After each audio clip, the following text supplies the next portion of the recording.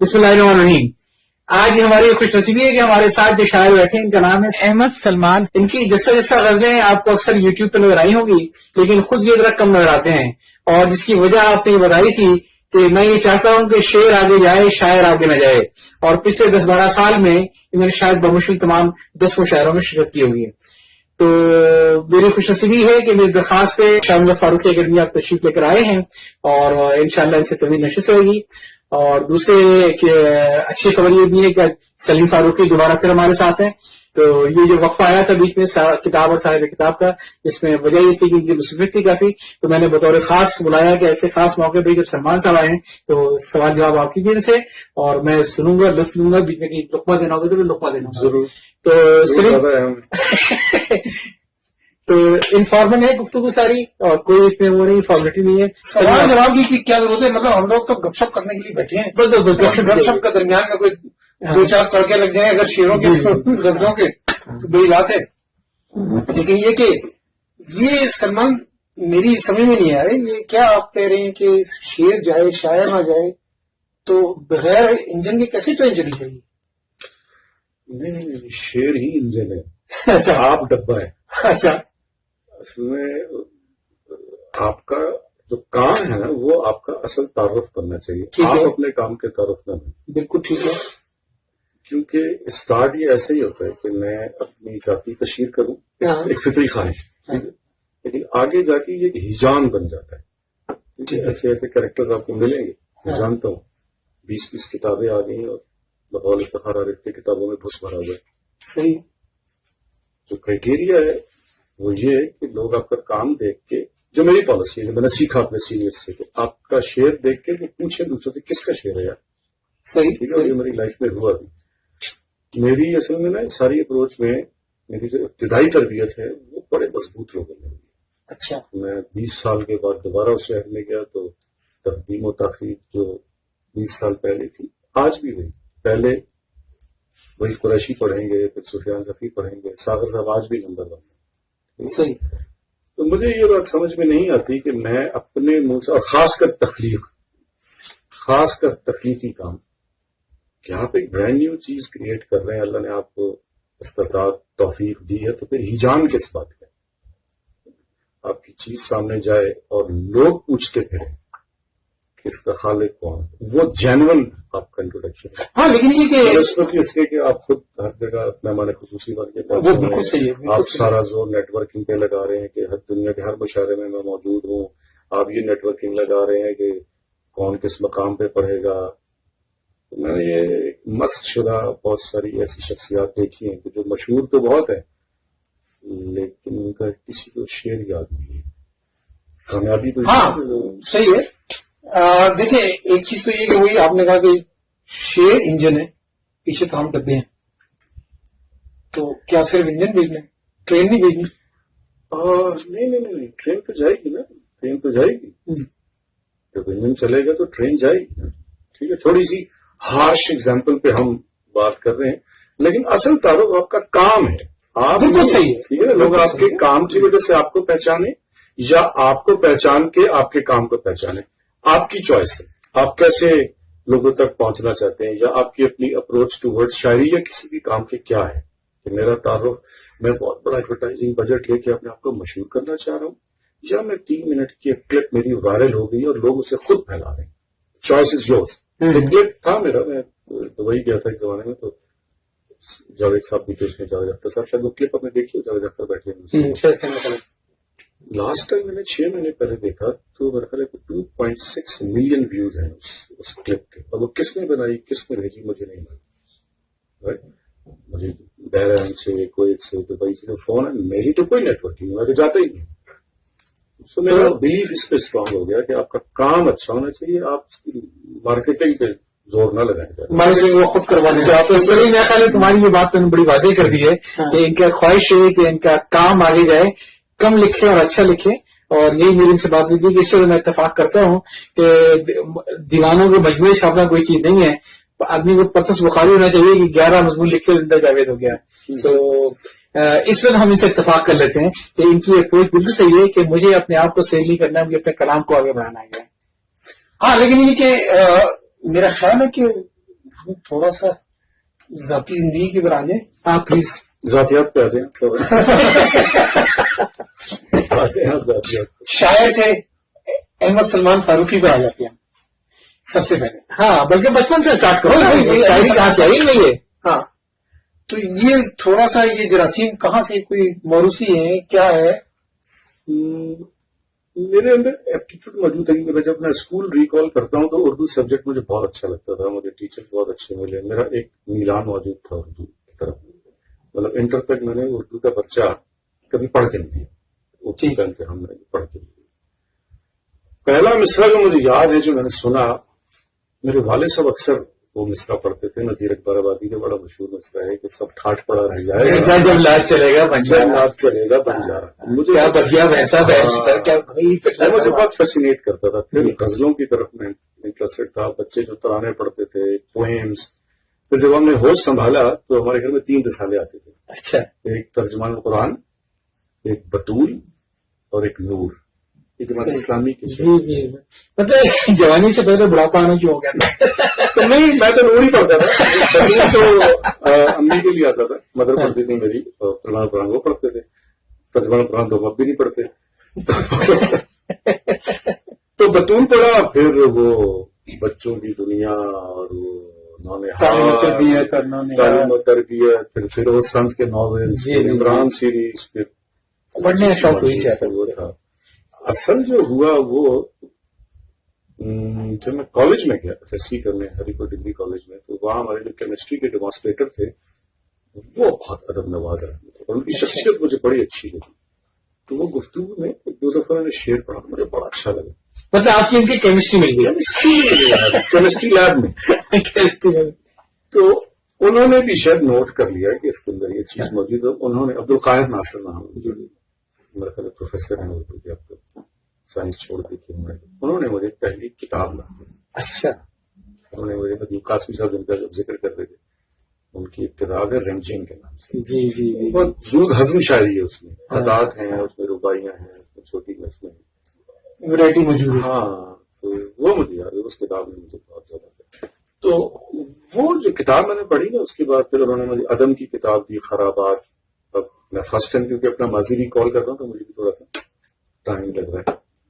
پھر انہوں نے مجھے فراز صاحب کو دیا اور پھر فیض صاحب. ٹرننگ پوائنٹ جسے میں کہوں گا وہ دیوان ناصر تھا. اچھا. دیوان ناصر تھا وہ میں نے پڑھا. تو اس رات میں پہلی غزل تھی. جب میں نے پہلی غزل کہہ لی تو ناصر صاحب میرا ہاتھ پکڑ کے مجھے ہری پور ادبی تنظیم کی بس میں قلم کے نام سے مجھے ان کے حوالے کر دیا. وہ ماحول جس کو میں ریکال کرتا ہوں، صاحب صاحب تھے وہاں. وہ پہلا شعر یاد ہے وہ غزل کا؟ نہیں وہ مجھے یاد.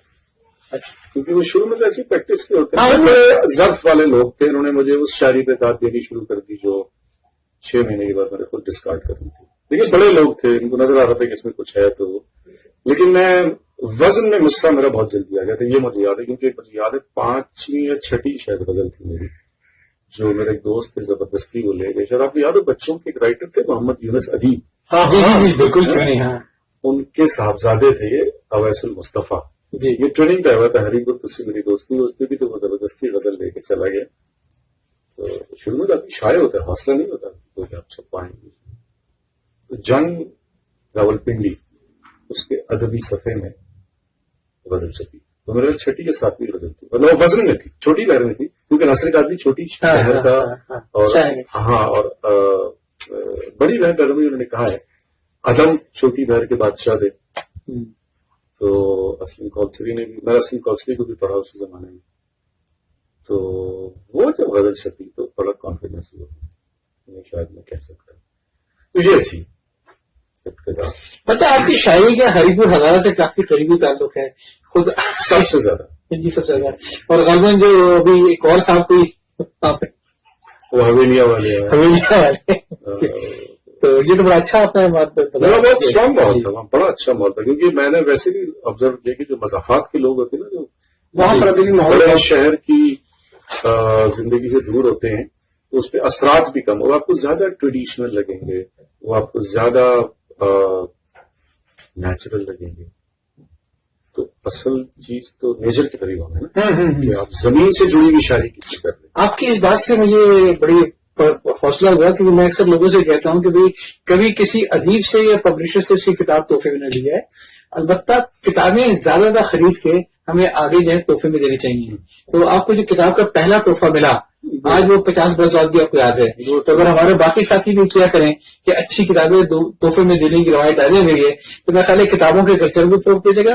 اور وہ بات کبھی آدمی کو بھولتی نہیں ہے کہ کسی نے یہ کتاب تحفے میں دی تھی. جی وہ تو ٹرننگ پوائنٹ تھا. وہ کتابیں اگر میرے پاس نہ آتی تو شاید وہ بات نہ بن رہی. کتاب کا اپنا ایک ماحول ہوتا ہے. آپ نیٹ پہ بھی پڑھتے ہیں, آپ سیل فون پہ پڑھتے ہیں, سب کچھ پڑھتا ہے آدمی. لیکن اس پہ گلزار صاحب کی بڑی خوبصورت نظم ہے, کہیں سے ڈھونڈ کے پڑھی ہے کتابوں کے بارے میں. اچھا جہاں مجھے یاد نہیں آ رہا چلیے لیکن ایک بہت اچھی نظم. اچھا ایک چیز ہری پور شہر میں بلکہ اس زمانے میں قصبہ ہی تھا, صحیح معنی قصبہ ہی تھا, قصبہ ہی تھا, بڑا قصبہ. وہاں سے آپ نے تعلیم حاصل کی اور وہیں پر آپ کا ادبی سفر بھی شروع ہوا.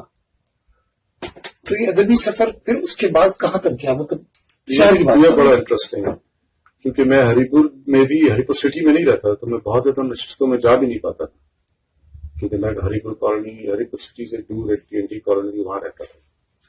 جب میں نے FSC کر لیا تو میں احمدآباد چلا گیا.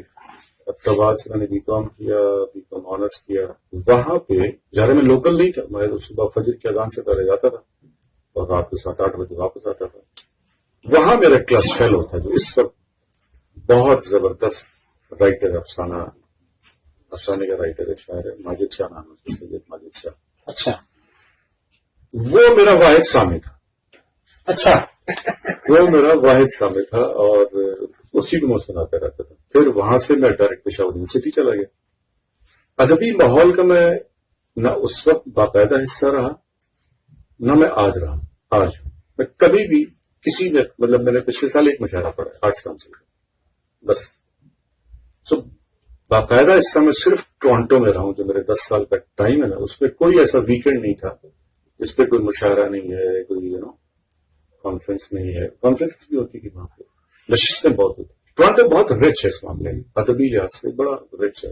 ویسے میں آپ سے ایک سوال کروں گا, چھوٹے علاقے میں جو آپ نے کہنا شروع کیا اور سامنے آپ کا تھے نہیں, تو یہ اظہار کی کیفیت تھی جو اندر کا کرم تھا, اس کا آپ کیا کرتے تھے؟ نہیں, یا تو میں نشست میں چلا جاتا تھا یا ماجد تھا یا ایک اور تھا. وہ جو عجیب سی بات ہے, مطلب شاید بہت مختلف سی بات ہے, مجھے کوئی جلدی نہیں ہوتی تھی کسی کو سنانے کی. جی میں آپ کو بتاؤں, کینیڈا میں میرے ایک دوست ہیں جو میرے FSC کے کلاس کر رہے ہیں, FSC کے, اور ان کو 35 سال کے بعد یہ پتا چلا کہ میں شاعر ہوں. اچھا میرے گھر والوں کو بہت عرصے بعد پتا چلا, کسی کو نہیں پتا. خوش نصیبی آپ کی. ان کی بھی. یہ سوال میں نے آپ سے اس لیے کیا, بڑا انٹرسٹنگ ہے کہ میرے ایک استاد تھے جن کا نام تھا ارزش, اور بڑے خوبصورت گیت نگار تھے وہ. ان کی آنکھیں 2 پیمانے, ہر پیمانے میں میں خانے, چمڑی کی سرسر میں سرگم, پائل کی چھم چھم میں ترانے. تو ان کا روڈ ایکسیڈنٹ میں انتقال ہو گیا. ان کا اتفاق سے بھوچال ضلع ٹرانسفر ہو گیا. شہر بڑے خوبصورت تھے, کہنے سب کچھ کیا تھا, وہاں پہ سامنے نہیں گزرا تھا. تو کیونکہ ایک رات ایسا بڑا اتفاق سے کہ وہ بس اسٹینڈ پہ کب کالم میں جا کے بیٹھ گئے, وہ وہاں پہ تھا جو بسوں کا جنکشن. تو کہنے اتفاق سے مجھے اپنا ایک دوست نظر آیا, بڑا باذوق قسم کا, جو جا رہا تھا بس کھڑی تھی. تو کہنے یہ اچھا ہو گیا, چلو ان کو غزل سنائیں گے. تو کہنے وہاں بیٹھا میں نا کہ ماحول بنانے کے لیے کچھ شاعری کی بات کی اس نے, اس پر مجھے اپنی غزل یاد آئی. کہنے سنا دی اس نے. کہنے اب میں نے کہا میری ٹرن آئی, تو کہنے اس پر ایک اور غزل بھی یاد آئی. تو کہنے دوسری سنا دی کہ میں خوش ہو گئی, 2 ہو گئی. جب 3 ہو گئی اور میں نے اسٹارٹ کیا تو میں نے ہاتھ مل گیا اور بس آ گئی. کہ ساری رات آ کے میں شیشے کے سامنے بیٹھ کے سناتا رہا. ایسی کوئی کیفیت تو نہیں کہ بہت عجیب سی بات ہے, بہت نیچرل فیلنگ ہے یہ, آپ کسی کو سنانا چاہتے ہیں. مجھے کبھی بھی نہیں, کبھی بھی نہیں. میں نے اپنی زندگی میں اپنے گھر میں کبھی شیئر نہیں کرا. اور میں دیکھ رہا تھا کہ جو دوست میرے گزارے میں پروفیشن میں آ گیا, میں میری جاب پلیس پہ کسی کو پتا. تو جو سامنے آپ کو لگتا ہے کہ سامنے ہے اسی کے آپ سنائیں, ورنہ آپ اپنی کاپی خود خراب کرتے ہیں. میرا شعر بہت عزت دار چیز ہے, میں اپنے ہاتھ سے اس کی کام نہیں کر سکتا. اور وہ یہی ہے کہ آپ زبردستی کسی کو سنائیں جس کو اس کی قدر معلوم ہے. تو مجھے ایسا کبھی بھی نہیں رہا, ورنہ تو آپ دیکھیے اس کو میں ہر نشست میں آپ پہنچے گئے, میں کبھی نہیں جاتا. بس کیوں ہے مجھے نہیں معلوم، لیکن میں کمفرٹیبل بہت ہوں اس کے ساتھ. میں نے کبھی اس پہ پی ایچ ڈی نہیں کی کہ بھائی مجھے جانے کا شوق کیوں نہیں ہے، میں کیوں اتنا گمنام ہوں یا جو، میں نے کبھی اس پہ نہیں سوچا کیونکہ میں یہی میرا نیچرل وے ہے اور میں اسی میں کمفرٹیبل ہوں. چلیے میرے خیال گفتگو سلسلہ چلتا رہے گا اور یہ ہمارا پہلا حصہ پہ مکمل ہو رہا ہے، تو اس کے بعد انشاءاللہ پھر ہم دوسرے سے بات کریں گے آپ کی شاعری کے بارے میں. پہلے مرحلے میں ہم نے تھوڑا سا آپ کے ابتدائی دور جو ہے تعلیم کا دور، یا یوں کہہ لیجیے جہاں پر شاعری شروع ہوتی ہے، وہ دور میں صرف ٹچ کیے. میں جاننا چاہوں گا کہ دو چیزیں جو میں کسی بھی شاعر سے پوچھنا چاہتا ہوں، لیکن اس سے پہلے کسی فرد سے پوچھنا چاہتا ہوں کہ آپ کی تعلیم اور آپ کا پیشہ، کیا آپ کی تعلیم نے آپ کے پیشے میں آپ کی مدد کی؟ اس کے بعد پھر میں شاعری کی طرف آؤں گا. لیکن ان کا پیشہ کیا پہلے یہ تو پوچھنا ہے، وہ خود ہی بتائیں گے. اچھا بائی پروفیشن اس وقت میں امیگریشن کنسلٹنٹ ہوں پچھلے 10-12 سال سے. کیریئر میں نے شروع کیا تھا اکاؤنٹنگ سے، میری ڈگری ایم کام تھی، سو وہ پراپر ریلیونٹ تھا. اس کے بعد میں سیلز میں گیا، وہ بھی ریلیونٹ تھا. حالانکہ سیلز کے لیے تعلیم کوئی کنڈیشن نہیں، سیلز مین کوئی بھی ہو سکتا ہے. وہ یہ آپ سلیم کی توہین کر رہے ہیں، یہ سیلز ہمارے ایک نیشنل سیلز مینیجر تھے، گرینڈیز میں میں جاب کرتا تھا، تو وہ کہا کرتے تھے کہ salesmen and stupids are always born. صحیح، اور یہ بالکل صحیح بات ہے. ایک مزے کی بات ہے کہ آپ نے سیلز اسٹارٹ کیا، انہوں نے سیلز اسٹارٹ کیا، اور میں نے اپنا کیریئر سیلز سے اسٹارٹ کیا. اکاؤنٹنگ سے شروع کیا، میں پہلے 2-3 سال تک ایز این اکاؤنٹنٹ کرتا رہا. پھر میں سیلز میں آیا اور سیلز سے میں گیا کنسلٹنسی میں. دیٹ واز مائی ڈیسٹینیشن جو میں دیکھ رہا تھا. تو بالکل ریلیونٹ ہوا. اور اگر ایگزیکٹلی وہ چیز آپ کو نہیں بھی ملتی نا، تو آپ کو ایکسپوجر ضرور ملتا ہے. مثال کے طور پر کینیڈا میں نے پوسٹ گریڈ کیا تھا انٹرنیشنل بزنس میں.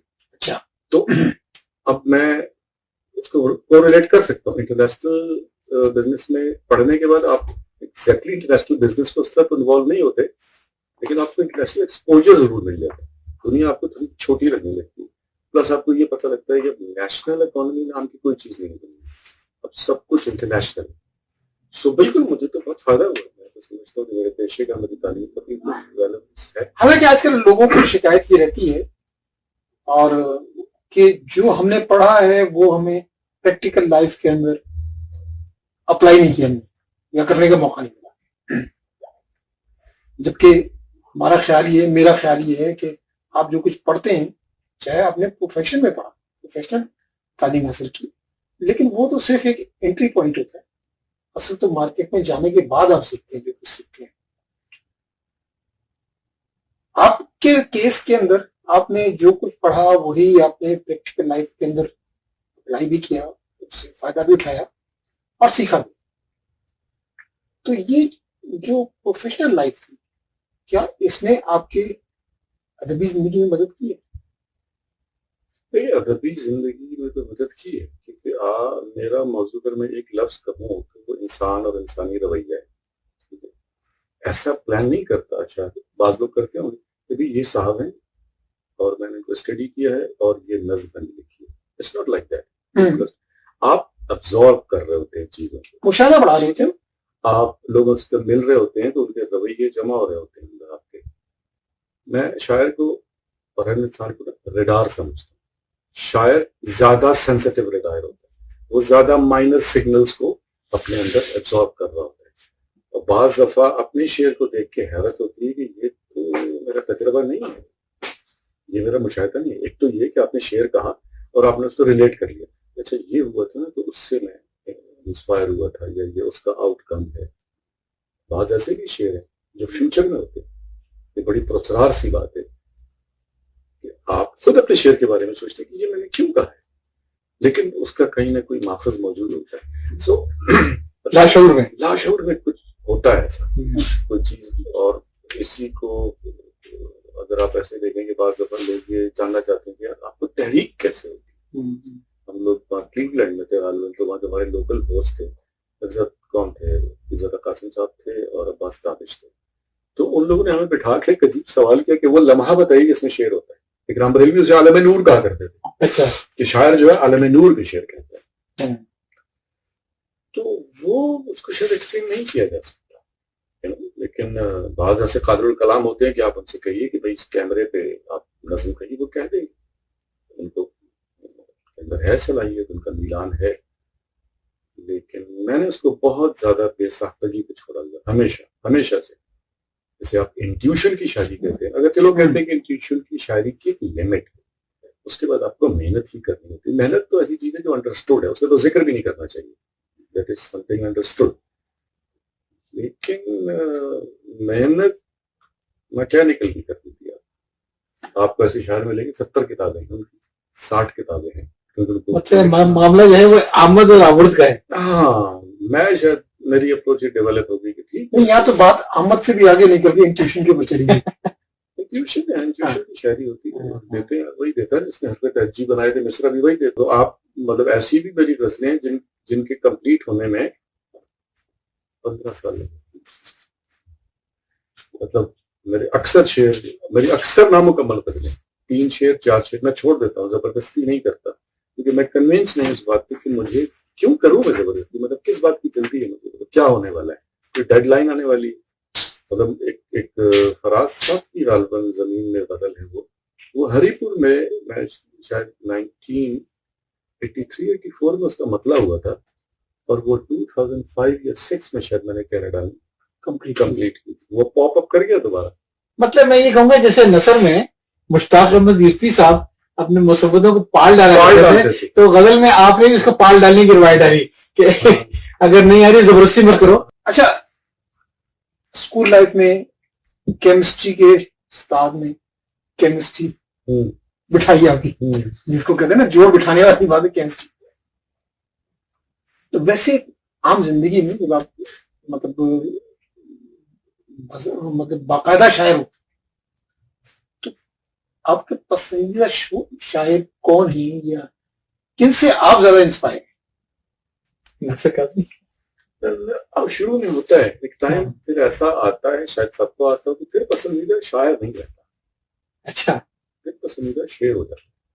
ہاں، یعنی مجھے فیض صاحب کے سارے شعر پسند ہیں، صحیح. مجھے فراز صاحب کے سارے شعر پسند ہیں، اور یہ وہ لوگ ہیں جن کی کتابیں پڑھ کے میں نے پہلی سیکھی. اسلم کوثری صاحب کی پہلی کتاب مجھے پوری یاد تھی، جس کا بڑا مشہور شعر تھا، شہر میں آ کر پڑھنے والے بھول گئے اس کی ماں نے کتنا زیور بیچا تھا. کیا تو زبان کا دھیان تھا، نقل جہاں کتاب تھی، پوری زبانی یاد تھی. میں اب اسلم کوثری کی وہ ساری محبت عقیدت پسندیدگی لے کے ساری چلتا رہا. کینیڈا سے واپس آیا 15-20 سال کے بعد، تو میں فضلیستان گیا. ان سے میں نے پوچھا کہ ان کے اور مجموعے بھی ہوں گے. سر دیکھ لیں، معلوم ہے آپ خود ہی دیکھ لیں. اتفاق سے میں 1.5 گھنٹہ لگ رہا، اور ایک کونے میں مجھے ان کے بعد میں آنے والے 2 یا 3 مجموعے مل گئے، مٹی میں اٹے ہوئے اور وہ پیج اس کے الگ ہوئے. تو میں بہت ایکسائٹمنٹ میں وہ تینوں خرید کے لے گیا. اب تو لوگ خاصے سائنٹیفک ہو گئے ہیں، ہر چیز کمپیوٹرائز کر دی ہے. سے ہیں اب وہ اکثر آپ جائیں گے دوبارہ تو آپ سے یہ نہیں کہیں گے دیکھ لیں، وہ خود دیکھ کے. ہاں، تو وہ پیسج آف ٹائم، مطلب ماسٹر پیس تو ظاہر ہے. ہاں، ایک آدھی میں جن لوگوں سے میں نے سیکھا، وہ ضرور کا نام لوں گا. ناصر کاظمی سے میں نے سیکھا، میں نے عدم سے سیکھا، میں نے فراز صاحب سے سیکھا، فیض صاحب کی کلام سے سیکھا، اور اساتذہ میں تو آپ کو تھوڑا بہت پڑھنا پڑتا ہے، سارا ہی پڑھنا پڑتا ہے. داغ نے مجھے بہت امپریس کیا. اچھا، ایک بات یہ بتائیں کہ آپ کو مطلب ابھی تو آپ نے خود کہا نا کہ ایک شعر ہو گیا، پھر اس کے بعد سال کے بعد 2 سال کے بعد 5 سال کے بعد غزل پوری، بعض دفعہ پوری غزل 1 منٹ میں بھی ہوتی ہے. ہاں ہاں، بعض دفعہ پوری غزل 1-2 منٹ میں بھی اگر طبیعت رواں ہو تو. اگر ہے تو ابھی ہوئی، میں نے بہت میں ایکسائٹڈ تھا. بڑے عرصے کے بعد 3 سال کے بعد 4-5 شعر ہوئے، اور ایک گو میں ہوئے. اور بعض دفعہ یاد ہے آپ کو ایسے ہو جاتے ہیں کہ آپ کہتے ہیں بس نہیں ہوگا تو چھوڑو. جب آپ نے کہا نا چھوڑو، اسی وقت. تو میں جو چیز پوچھنا چاہ رہا تھا کہ ابھی تھوڑی دیر پہلے گفتگو ہو رہی تھی کہ کس ماحول میں آپ شعر کہتے ہیں، کس ماحول میں میں جو چیز سمجھنا چاہ رہا ہوں کہ کیا چیز آپ کو زیادہ انسپائر کرتی ہے، مطالعہ نثر کا یا مطالعہ شاعری کا، جو آپ کو شاعری پہ مجبور کرتا ہے؟ سارے سورسز آف انسپریشن کچھ بھی ہو سکتا ہے. میں بہت ساری مجھے غزلیں آ رہی جو کوئی انڈین مووی دیکھتے ہوئے کلک کریں گے، مووی سائڈ پہ ہوگی، آپ نے لکھنا شروع کر دیا. بعض دفعہ باقاعدہ پلان کر کے بیٹھے کہ آج میں کچھ لکھتا ہوں جو میں نہیں کرتا، تو نہیں ہوگا، کچھ بھی نہیں ہوگا. بعض دفعہ ایسا بھی ہوا ہے کہ جو شروع میں تو بسوں پہ ٹریول کرتے تھے، بس میں ٹریول کرتے کرتے لوگوں کے بیچ میں آپ وہ راڈ پکڑ کے کھڑے ہیں اور بس آپ کو مطلب جب آمد ہو جائے جب ہو جائے جلدی نہیں ہے. انسپریشن مطالعہ آپ کو بہت زیادہ کرتا ہے، چانسز زیادہ ہوتے ہیں. کوئی فارمولا نہیں ہے اس کا. میں اس کو ایسے پوچھوں آپ سے کہ آپ کے خیال میں کیا شعور سے شاعری کرنا جو ہے ذرا مشکل ہے، لیکن لاشعور کی جو باتیں وہ شاعری بن کے خود سامنے آتی ہیں؟ چانسز زیادہ ہیں اس کے. میں ہمیشہ کہتا ہوں اچھا دیکھیے کیا ضروری ہے چاہے جو ریکمینڈ کرتے ہیں ساتھ شاعری کا مطالعہ ہونا چاہیے، مشاہدہ ہونا چاہیے، مشق سخن ہونی چاہیے، سب کچھ آپ کو کرنا ہے. اگر ہم ایزیوم کر لیں کہ بھئی یہ صاحب ان کے دنیا میں سب سے زیادہ مطالعہ، ان کا سب سے زیادہ مشاہدہ ہے، یہ روزانہ 40 غزلیں کہتے ہیں، اس سب انویسٹمنٹ کے بعد بھی ایک اچھا شعر کیا گارنٹیڈ ہو گیا؟ بالکل نہیں. ممتاز مفتی نے لکھا ہے تلاش میں محنت کامیابی کی ضمانت نہیں. محنت کامیابی کی ضمانت نہیں، چانسز بڑھاتی ہے. بات صحیح ہے. اور میرے اور آپ کے پاس محنت کے علاوہ دوسرا آپشن نہیں. اور جب آپ کو محنت کرنی ہے، کیونکہ محنت کرنے کا میرے کو نوازتا ہے، کوئی ڈھونڈنے والا ہو تو دنیا بھی نہیں دیتے، نہیں دیتے. تو مجھے تو کوئی بھی چیز کلک کر دیتی ہوں کہ میں خالصتاً انٹیویشن پہ بلیو کرنے والا آدمی. مجھے کوئی نوری کسی کا جملہ، مرزا فاضلی صاحب آتے تھے وہاں امریکہ، تو وہ انہوں نے ایک جملہ کہا اور وہ کہہ کے چلے، مجھے بڑا اچھا لگا. مشیگن میں شاید تھے، واشنگٹن میں، میں واپس ٹورانٹو آ گیا. کوئی 1 مہینے تک وہ رک گیا مجھ سے، مجھے بہت اچھا لگا تھا. وہ گفتگو کے بیچ میں کہا تھا اور پھر ایک دم اس پہ 3 شعر ہو گئے. تو میں نے پھر بامبے فون کیا تھا فاضلی کو. جملہ کہنا یاد ہے؟ انہوں نے کہا تھا کہ شاعری دیکھے ہوئے کو نہیں دکھاتی.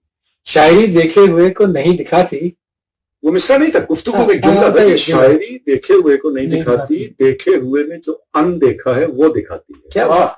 تو اس پہ میں نے مصرع کہا تھا کہ جو دکھ رہا ہے اسی کے اندر جو ان دکھا ہے وہ شاعری، جو کہہ سکا تھا وہ کہہ چکا ہوں، جو رہ گیا ہے وہ شاعر. کیا بات ہے، یہ رہ گئی. بہت. تو اس کے علاوہ میرے پاس کسی اور کا جملہ نہیں کہ بھائی میں نے یہ جملہ کسی نے سنا تھا تو مجھے یہ غزل ہو گئی. فلمیں ہیں، کتاب ہے، کوئی نصیحت ہے، کہاں سے ہوتی ہے انسپریشن؟ وہ جہاں سے بھی ہوتی ہے بس اللہ کے دروازے سے آتی ہے. اچھا، خود بخود ہی مطلب ماحول بن جاتا ہے، ذہن میں ایک ماحول بن جاتا ہے. وہ جو بات ویسے آم کھاتا ہوں میں، پیڑ کے نہیں کہتے اللہ بس یہ کافی ہے. ہاں صحیح بات ہے. چلے آم کھاتے ہیں، آج کل تو لوگ چوری کے آم بھی بہت کھاتے ہیں، آپ کون سے اپنے آم کھاتے ہیں؟ نہیں، وہ چوری کا آم پر بدہضمیاں بھی کرتے ہیں لوگوں کو. سرخے کی بات ہے نا. جی سرخے کی بات ہے. تو مطلب آپ کے اپنے باغ سے بھی چوری تو ہوتی ہے نا؟ نہیں ابھی نہیں. مجھے ابھی تک کوئی ایسی کمپنی ایک ملی تھی، لیکن بلکہ بہت پرانا واقعہ میں آپ کو سناتا ہوں. اسی ہری پور کا واقعہ ہے کہ وہاں رات کو مشاعرہ ہو رہا تھا تو ادبی منظرنامے میں ایک نئے شاعر آئے تھے، بہت ایکٹیو تھے. لیکن اگلے دن مجھے لوگوں نے سنایا کہ ایک میری غزل زمانے بڑی مشہور ہوئی تھی ہری پور میں، وہ شکل پسند آ گئی تو انہوں نے کو استعمال کرتے ہوئے ایک نئی غزل اور مشاعرے میں سنا رہے تھے. پیچھے میرے سارے دوست بیٹھے تھے جنہوں نے میری غزلیں سنی ہوئی تھی. تو وہ جب وہاں سے مصرع پڑھتے تھے تو پیچھے یہاں سے داد جاتی تھی، واہ احمد سلمان واہ.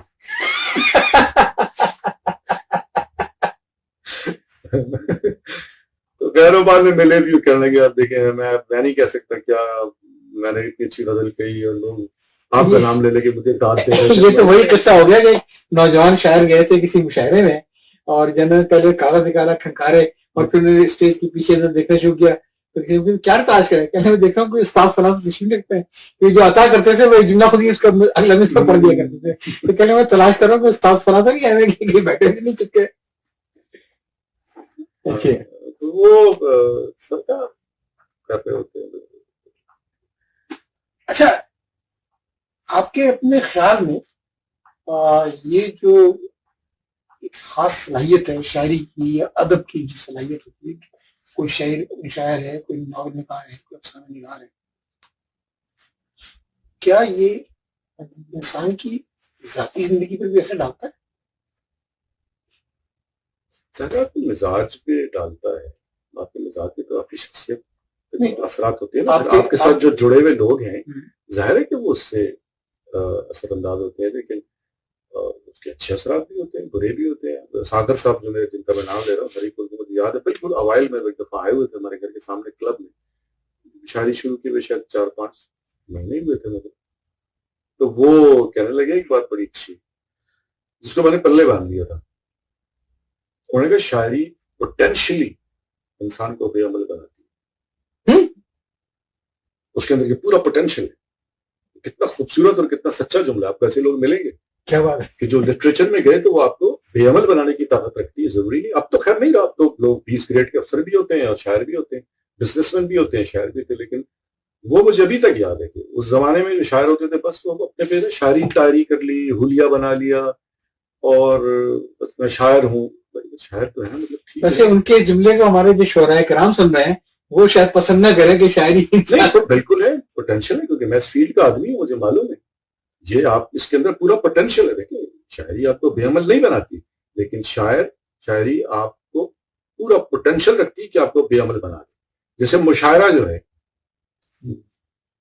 وہ کتنی اسٹرانگ روایت ہے، کتنا زبردست ایک پلیٹ فارم ہے آپ کو موٹیویٹ کرنے کے لیے، شاعری پڑھانے کے لیے. لیکن اس کے اندر ایک پوٹینشیل ہے، وہ آپ کو ڈیسیو کرے گا، وہ آپ کو دھوکہ دے گا. اور کہنا نہیں چاہیے لیکن بہت سارے جینوئن شعراء کو میں نے تباہ ہوتے ہوئے دیکھا. وہ دیکھتے ہیں کہ داد دے رہا ہے کہ نہیں مجمع، خاص کر انڈیا میں جہاں کمرشل ہے کہ آپ کا مطمع نظر ہی یہ ہے کہ مجھے بس اگلا مشاعرہ میں جینوئن شعراء کی بھی تعداد کم نہیں انڈیا میں، لیکن بعض بالکل ہی ٹپیکلی مشاعرہ باز. تو اب آپ کی شاعری مجمع اورینٹڈ ہو گئی، حالانکہ آپ کو جواب دے آپ شاعری کو ہے. مطلب اس کو ہم کہہ رہے ہیں کہ شاعری بھی مارکیٹنگ مانگتی ہے، چاہے وہ آپ مشاعرہ پڑھنے میں مارکیٹنگ کر رہے ہیں، پریزنٹیشن کسی بھی طریقے سے. نہیں آپ مشاعرہ پڑھیں، لیکن مشاعرہ آپ کو ڈیسیو کر سکتا ہے، آپ کو جینوئن شاعر سے مجمع باز بنا سکتا ہے، آپ کو جینوئن شاعر سے وہ بس داد اورینٹڈ بنا سکتا ہے. تو آپ کہ بھئی جس چیز پہ داد ملتی ہے نا، میں بس اس موضوع پہ شیئر کروں گا. ابھی شاعری تھوڑی ہے، یہ تو پھر آپ فیکٹری بنا رہے ہیں، یہ تو آپ پروڈکٹ بنا رہے ہیں. آپ لوگوں کے جذبات سے کہ اچھا یہ بہنوں والے شعر پہ نا بڑی داد ملتی ہے، یہ بیٹیوں والے، یہ ماں والے شعر پہ نا بڑی داد ملتی ہے، تو میں اب یہی کروں گا. ٹھیک ہے، یہ میں تو یہ ہوتا ہے کہ مجمع کے ساتھ 40,000 کا مجمع ہوتا ہے، تو آپ بیٹھ جاتے ہیں. پاکستان میں بھی میرے خیال میں کافی وہ ہو گیا ہے. ایک بریک اور لیتے ہیں، بریک لینے کے بعد پھر جو سلمان کی موجودگی کا جو فائدہ ہمیں اٹھانا چاہیے وہ اٹھائیں گے انشاءاللہ. اپنے پروگرام کے تیسرے حصے میں چلتے ہیں، اور یہاں پر میں کوشش کروں گا زیادہ جو آپ کا ادبی سفر ہے اس کے بارے میں چلیں. پہلی چیز تو میں جاننا چاہوں گا کہ کیا آپ نے اپنا کوئی مجموعہ کلام ترتیب دیا یا کوئی؟ نہیں، ابھی تک بھی مجموعہ آیا نہیں میرا، لیکن آج کل میں اس کی تحقیق کر رہا ہوں کہ مواد اتنا کم ہے کہ تھوڑا سا میں جھجک رہا تھا، لیکن اب میں ورکنگ ہونے تاکہ اس کی میں نے شروع کرا دی ہے. تھوڑا سا اور کلام ہو جائے تو 1-8 سال میں انشاءاللہ مجھے لگتا ہے. 1-8 سال؟ اسی سال کے اینڈ میں، میری کوشش ہے کہ اس سال کے اینڈ میں کوئی آ جائے 100 پیج کی کتاب کوئی آ جائے. تو اس میں یہ ہے کہ کچھ ایسی نامکمل غزلیں ان کو مکمل کرنا، کچھ نیا ہو گیا تو ٹارگیٹ ہے کہ اس سال انشاءاللہ. خیر کتاب تو جو آج کل جس طریقے سے کتابیں پیش کی جاتی ہیں ایک صفحے پر ایک شعر کر کے سجا کر پیش کر دی جاتی ہیں، لیکن ظاہر ہے کہ آپ کے جو اشعار ہیں وہ اس معیار کے ہیں کہ ان کو مارکیٹنگ کی ضرورت نہیں، وہ خود مارکیٹنگ. بلکہ میں نے سلمان صاحب سے ذکر بھی کیا تھا کہ ان کی آلریڈی اتنی ہے کہ ڈیمانڈ کہ یہ لائیں گے تو لوگوں کو انتظار ہے. بہت کم شاعر ہوتے ہیں کہ وہ جب چھپے ہوں تو چھپنے کا لوگ انتظار کر رہے ہیں، کبھی چھپنے سے اتنا چھپنے آ گیا. ہاں تو ابھی تک کیا مطلب آپ نے دیوان کیوں ترتیب نہیں دی ہے؟ کوئی کتاب چھپنے کی طرف کیوں نہیں گئی؟ اتنا عرصہ ہو گیا شاعری کرتے ہوئے. تو کلام تھا کم اور میں نے کبھی جنرل خواہش محسوس بھی نہیں کی. آئی ہیو نو آئیڈیا چھپنے کے لیے یا کچھ، پتہ نہیں جو بھی ہے. ویسے ہی اصل میں ایک چیز تو آپ نے بھی خود کہی، پروکریسٹینیشن تھی یا جو تھی، لیکن یہ کہ اب میں چاہ رہا ہوں کہ ایٹ لیسٹ وہ بھی اس خیال سے کہ چیز کمپائل ہو جائے، ڈاکومنٹ ہو جائے جی، وہ بھی میں اس کا، کیونکہ وقت کے ساتھ ساتھ اور میری شاعری کم ہی ہوتی چلی جا رہی ہے. وہ تجھ سے بھی دل فریب ہیں ہم روزگار کے، تو لیکن امید ہے کہ انشاءاللہ اس سال کے آخر تک وہ میں لے آؤں گا. اس کا نام تجویز کر لیا. کیا نام کیا رکھا ہے؟ اور اس کا نام رکھا میں نے یہ کیا کہ سورج پہ گھر بنا، ہاں وہ تو ابھی سب سے مشہور ہے. کیونکہ یہ مصرا جو تھا وہ پہچان بن گیا. اور ایک سینئر تھا، انہوں نے مجھ سے کہا تھا کہ تم یہ نام رکھو. میں نے کہا چلے فی الحال تو یہی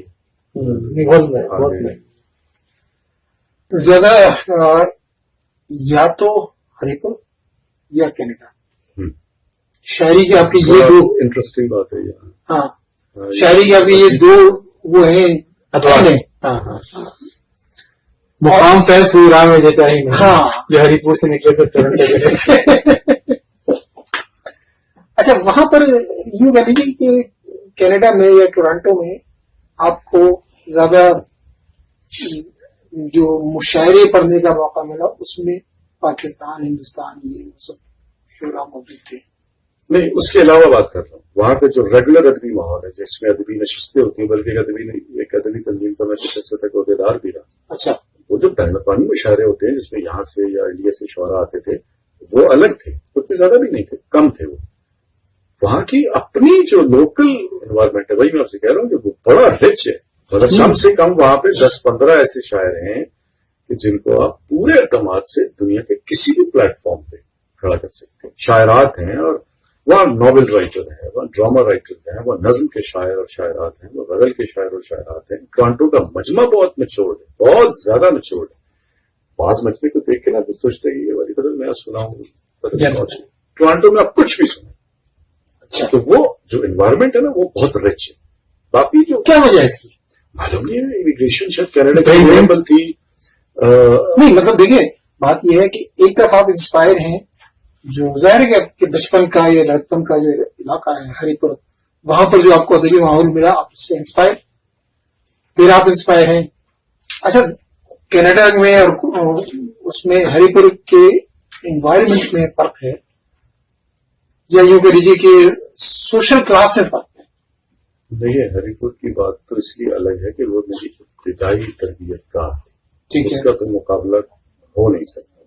وہ اشعار کے دیباچے میں شاید لکھا ہے اسلام صاحب نے کہ ابتدائی شاعری میں شاعر کے اندر ایک سنسناہٹ ہوتی ہے، اس کے لیے شاید ساری عمر ترستا رہتا ہے. اس عہد کا تو جواب نہیں، اس کا تو نیم البدل ہو نہیں سکتا. ٹھیک ہے، اس کے بعد پھر دوسرے انوائرمنٹ جو ہے وہ اس لیے کاؤنٹ کرتے ہیں کہ آپ نے نیا کیا سیکھا اور آپ کو نئی حوصلہ افزائی کیا ملی. تو ٹورانٹو اس بات سے بہت زیادہ ہے کہ اس نے مجھے ایکٹیو رکھا، اور وہاں جو لوگ مجھے ملے مجھے ان سے سیکھنے کا موقع ملا. تو اس کا کنٹریبیوشن آپ کیجیے، ہم اس کو کمپیئر کر نہیں سکتے. مطلب ہری پور میں جو کچھ میں نے سیکھا یا جو میں نے کے پی کے میں سیکھا، میں تو کہتا ہوں کہ ہری پور کے اور کے پی کے درختوں سے رومانس ٹپکتا ہے. حقیقت میں ایک سحر انگیز جگہ تھی میرے لیے. مجھ پہ حقیقت میں ایک سحر طاری رہتا تھا. پشاور یونیورسٹی سے میں 3 مہینے باہر نہیں نکلتا تھا. وہ اتنی زیادہ مجھے وہ رکھتی تھی آسودہ. لیکن ٹورانٹو جیسی خزاں کہیں نہیں. کینیڈا کا فال وہ لفظوں میں بیان نہیں ہو سکتا. میپل لیف کے پتے ریڈ ہو رہے ہوتے ہیں. بلکہ مجھے یاد ہے کہ میں تھا میرے ایک دوست سے مظہر، ہم کیوبیک سے مونٹریال سے کیوبیک سٹی اولڈ سٹی ہم ڈرائیو کر رہے تھے. انہوں نے جنگلوں کے بیچ میں سڑک بنائی اور فال تھا. تو مظہر صاحب مجھ سے کہنے لگے کہ شاعر صاحب دھیان سڑک پہ. مجھے ابھی تک یاد ہے وہ ناصر کاظمی کا مجھے مصرع یاد آ رہا تھا کہ گا رہا تھا کوئی درختوں میں آگ سی لگ گئی درختوں میں. تو مطلب میں کمپیئر کرتا نہیں، جو جہاں کی بیوٹی ہے وہ وہاں کی بیوٹی ہے. انسپریشن آپ کہیں سے بھی لے سکتے ہیں. ہری پور کا اپنا، ہری پور ہزارہ کا، بلکہ پورے کے پی کے کا اپنا شاعر کو بلڈ کیا. اس محلے میں شاعر کو پیدا کیا، پھر اس کو بلڈ کیا. اس سے پہلے ایک سوال کروں، میں ایک سوال کرنا چاہوں گا کہ آپ جو ہری پور کے جو ماحول کی بات کرتے ہیں تو ظاہر شاعری بھی شاعری بھی ہے، ادب بھی ہے، سب کچھ ہے. تو اردو ہے یا وہاں ہند کو؟ اردو ہندکو میں بہت کام ہے جس کا میں نے نام لیا نا، سید ماجد شاہ جو میرا کلاس فیلو تھا، آج بھی میری لائف کا حصہ ہے وہ. اس نے ہندکو کا پہلا ناول لکھا ہے پچھلے مہینے، بلدہ دیوا کے نام سے. اس کے علاوہ اس نے اردو کے وہ افسانے لکھے ہیں کہ جو لوگوں کو پڑھنے کا شوق نہیں ہے. اس کی کتاب ہے قاف، دوسری کتاب ہے رے. آپ وہ افسانے پڑھیں آپ کو یقین نہیں آئے گا کہ آج کے آپ کو منڈو یاد آ جائے گا. میں مطلب ایگزیجریٹ نہیں کر رہا، وہ واقعی اس نے کمال کر دیا. شاعر بھی بہت اچھا ہے. ہندکو ادب کی میں منگوا دیتا ہوں، میں معلوم کر لیتا ہوں، آپ کو دے دوں. تو ہندکو کے ادب پہ اس کا بہت سارا کام ہے. اور بھی لوگ ہیں، ہندکو کی شاعری بھی ہو رہی ہے. تو میں تو ظاہر اردو سے جڑا ہوا ہوں، اس لیے تو میں کہتا ہوں کہ ہری پور کا مجھ پہ یہ احسان ہے کہ ہندکو اسپیکر لوگوں نے مجھے میری مادری زبان میں مصرع کہنا سکھایا. ان سے زیادہ تو قیمتی کوئی ہو نہیں سکتا نا میرے لیے. ہری پور یقیناً وہاں کا جو نیچرل بیوٹی ہے، جو خوبصورتی ہے، وہاں کا منظر بس ہے، وہاں کا ادبی ماحول، وہاں کا ادبی ماحول ہے. لیکن ان سب چیزوں کے ساتھ ساتھ یہ وہ دور ہے جب آپ بڑے ہو رہے ہیں، لڑکپن سے جوانی کی طرف جا رہے ہیں، سیکھ رہے ہیں. بچپن جہاں پر انسان کا گزرتا ہے وہ اس کو ہمیشہ یاد رہتا ہے. لڑکپن ہمیشہ ساتھ چلتا ہے وہ علاقہ. اس وجہ سے ایک آپ کو ہری پور سے آپ باہر نہیں نکل سکتے، ساری عمر نہیں نکل سکتے. لیکن میں جو چیز سمجھنا چاہ رہا ہوں وہ یہ کہ آپ نے کہا کہ ٹورنٹو کا ماحول، کینیڈا کا ماحول بہت زیادہ ادب نواز، ادب دوست. ایسا وہاں پر کیا خاص بات ہے جو واشنگٹن میں نہیں ہے، جو کسی اور دوسرے شہر میں نہیں؟ وہاں پر اس سے پہلے کہ سلمان صاحب جواب دیں، میں اس کے جواب دیتا ہوں. آپ نے بتایا نا کہ میں نے اپنا کیریئر سیلسمینشپ سے اسٹارٹ کیا اور آج تک میں کنسلٹنگ کرتا ہوں کینیڈا کی امیگریشن کی. ان کی گفتگو سننے کے بعد میرا جو چاہ رہا ہے کہ میں کینیڈا کی امیگریشن کی اپلائی کرتا ہوں. اچھے اسٹیج میں نہیں ہے کینیڈا کی امیگریشن کے لیے. سوری پتا کر لیجیے. دیکھیے میں اس کو واشنگٹن سے کمپیئر نہیں کرتا، میں اس کو نیو یارک سے کمپیئر نہیں کرتا. امریکہ میں بھی بہت بڑے بڑے شاعر ہیں، بہت بڑا ماحول ہے. میں بات کر رہا ہوں اس ماحول کی جس میں میں رہا. ٹھیک ہے، میں اگر کینیڈا کے ہی کسی دوسرے شہر میں چلا جاتا جہاں پہ شاعر نہیں تھے تو میں اس شہر کی تعریف نہ کر رہا ہوتا، بلکہ اسے کہ میری شاعری اور ختم ہو گئی ہوتی اور کم ہو گئی ہوتی. ٹورانٹو میں لوگ اس لیے گئے کہ وہ وہاں کے سب سے بڑے صوبے کا سب سے امپورٹنٹ سٹی ہے. ٹھیک ہے، تو جو بھی امیگریشن لے کے جائے گا اس کی، چونکہ میں امیگریشن پروفیشن سے بھی ہوں، ہر ایک کی فرسٹ پریفرنس ٹورانٹو ہوتا ہے. اس کے بہت سارے ریزنس ہیں. مطلب وہاں کا کراچی ہے نا، اپرچونیٹیز ہیں، پلس کمیونٹی سائز بہت بڑا ہے، پلس موسم ایک بہت بڑا فیکٹر ہے کہ وہاں پہ اتنی زیادہ نہیں ہے جتنا کینیڈا کے بعض دوسرے علاقوں میں. ٹورانٹو میں بہت سردی ہے، بہت برف پڑتی ہے. سو ہمیشہ سے لوگ بس وہ ٹورانٹو میں جا کے بستے رہے. اور ابھی مجھے البرٹا سے خاتون کی کال آئی، وہ میں نام بھی بھول گیا، شاید کشور نام تھا، کہ آپ ہمارے آن لائن مشاعرے میں آئے. آن لائن مشاعرے میں پڑھا، تو میں نے جب ان کے بارے میں پڑھا تو وہ البرٹا میں شاید 30 سال سے مشاعرے کرنی ہے. آئی ڈونٹ ایون نو، مجھے نہیں معلوم تھا کہ وہ البرٹا ہی ہے. تو ہم اس کو دوسرے سے کمپیئر نہیں کر رہے. امن مشتاق جیسا شاعر بیٹھا ہوا ہے امریکہ میں، مزاح میں خالد عرفان، جن کو میں مزاح سب سے بڑا شاعر مانتا ہوں، وہ امریکہ میں ہے. اس کے علاوہ بہت بڑے بڑے شاعر بہت ہے، لیکن شاید ایک سٹی میں اتنے نہیں. ٹورانٹو کی شاید خاصیت یہ ہے کہ ایک سٹی میں اتنے نہیں ہے. یعنی اگر میں ایگزیجریٹ نہیں کر رہا تو ٹورانٹو میں کم سے کم 100 شاعر ہوں گے، اور جو باقاعدہ شاعر ہیں. جی مطلب شاعری کر رہے ہیں. ان میں سے میں آپ سے کہہ رہا ہوں 10-15 شاعر ایسے ہیں اور شاعرات جن کو آپ انٹرنیشنل لیول کے کسی بھی پلیٹ فارم پہ انٹروڈیوس کرا سکتے ہیں اور آپ ان کو وہ کر سکتے ہیں. اور یہ چھوٹی بات نہیں ہے. شاعری، اردو شاعری بہت کمپیٹیٹو فیلڈ ہے. لاکھوں شاعر ہیں دنیا میں اور صحیح بہت کمپیٹیٹو ہے. ہمارے جو رفیع مصطفیٰ صاحب آئے تھے ریش کے، کیا پیاری ان کی اردو سے اردو ہے. بلکہ وہاں میں ایک کمپیٹنگ میں نے کیا بھی دیا تھا، ہمارے پہ بھی بیٹھے ہوئے تھے ہمارے علی شاہ صاحب، اللہ بری کا رحمت کرے. میں نے کہا ہمارے ٹورانٹو میں اتنے پوئٹس ہیں کہ ہم ایک پوئٹری فارم کھول سکتے ہیں.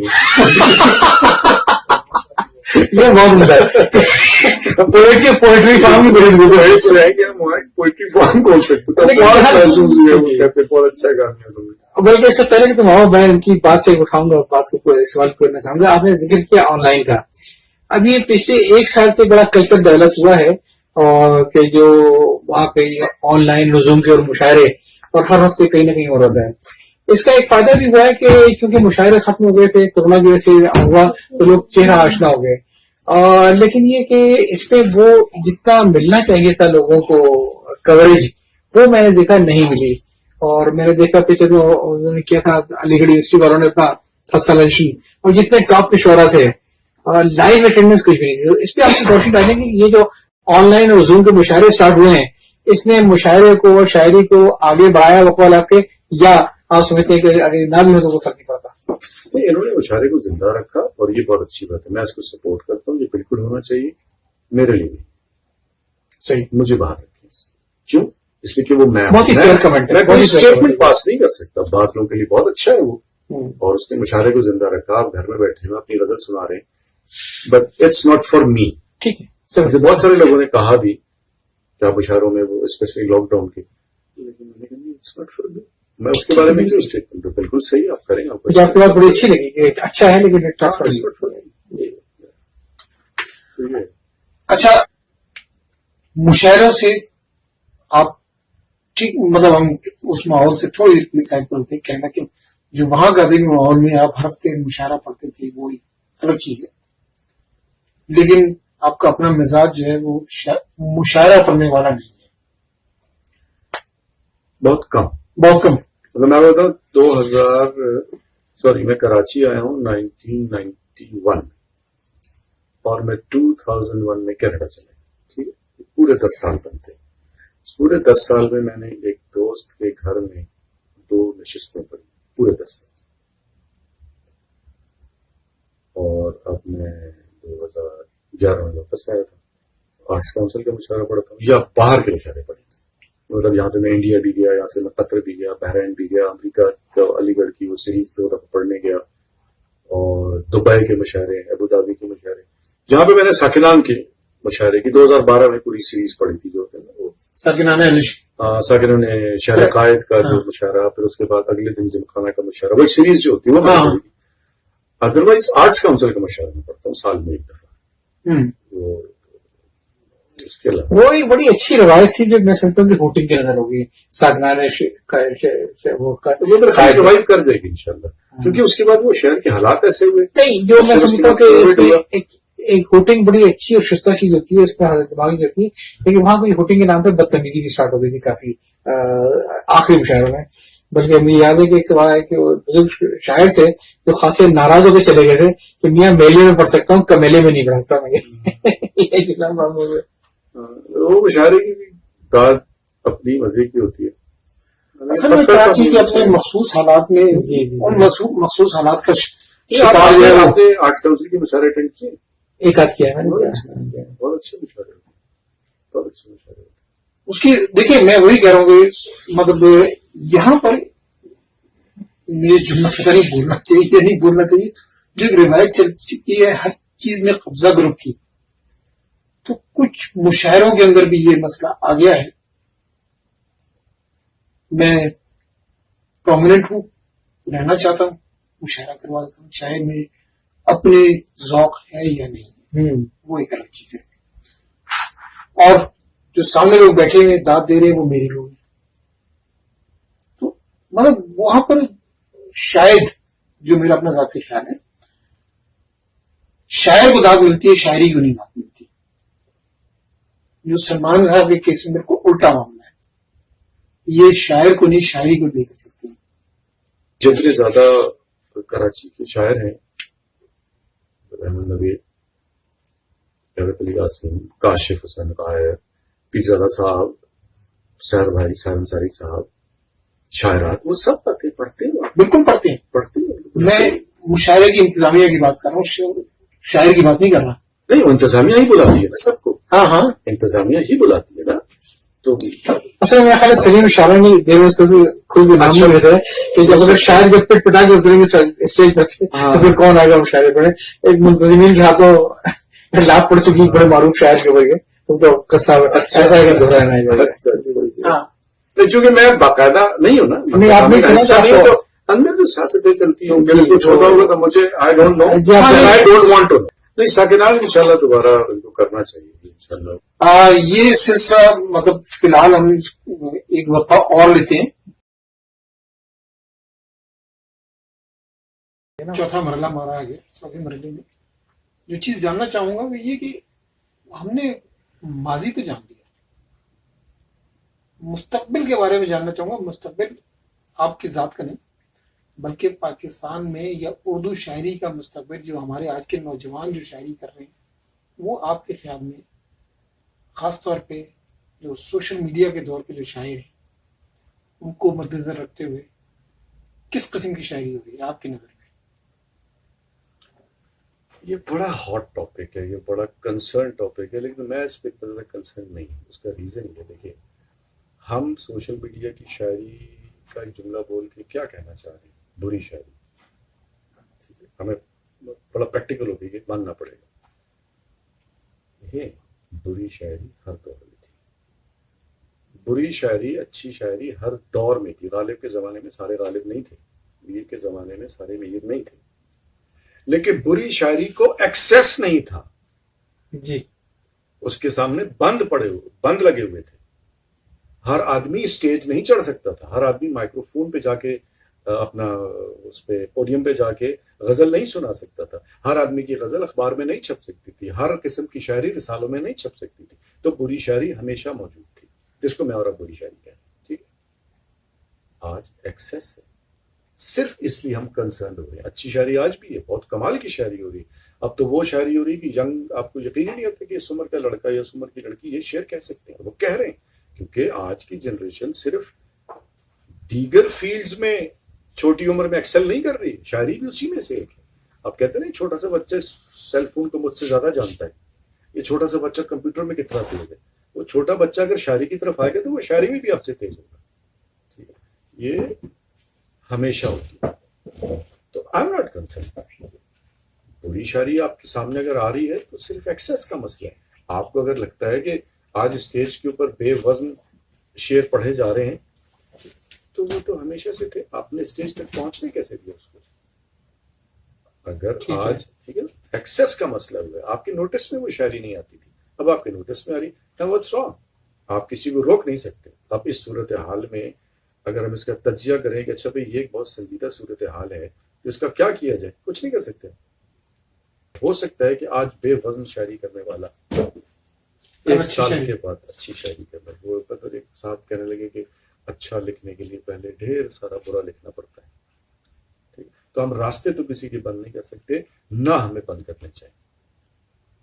ٹھیک ہے, سو میں تو اس کو بہت خوشحال دیکھتا ہوں کہ یہ تو بہت زیادہ اچھا ہے, کیونکہ اپریسیشن اور داد یہ انسان کی نیچر سے جڑی ہوئی چیز ہے جو آپ کو موٹیویٹ کرتی ہے.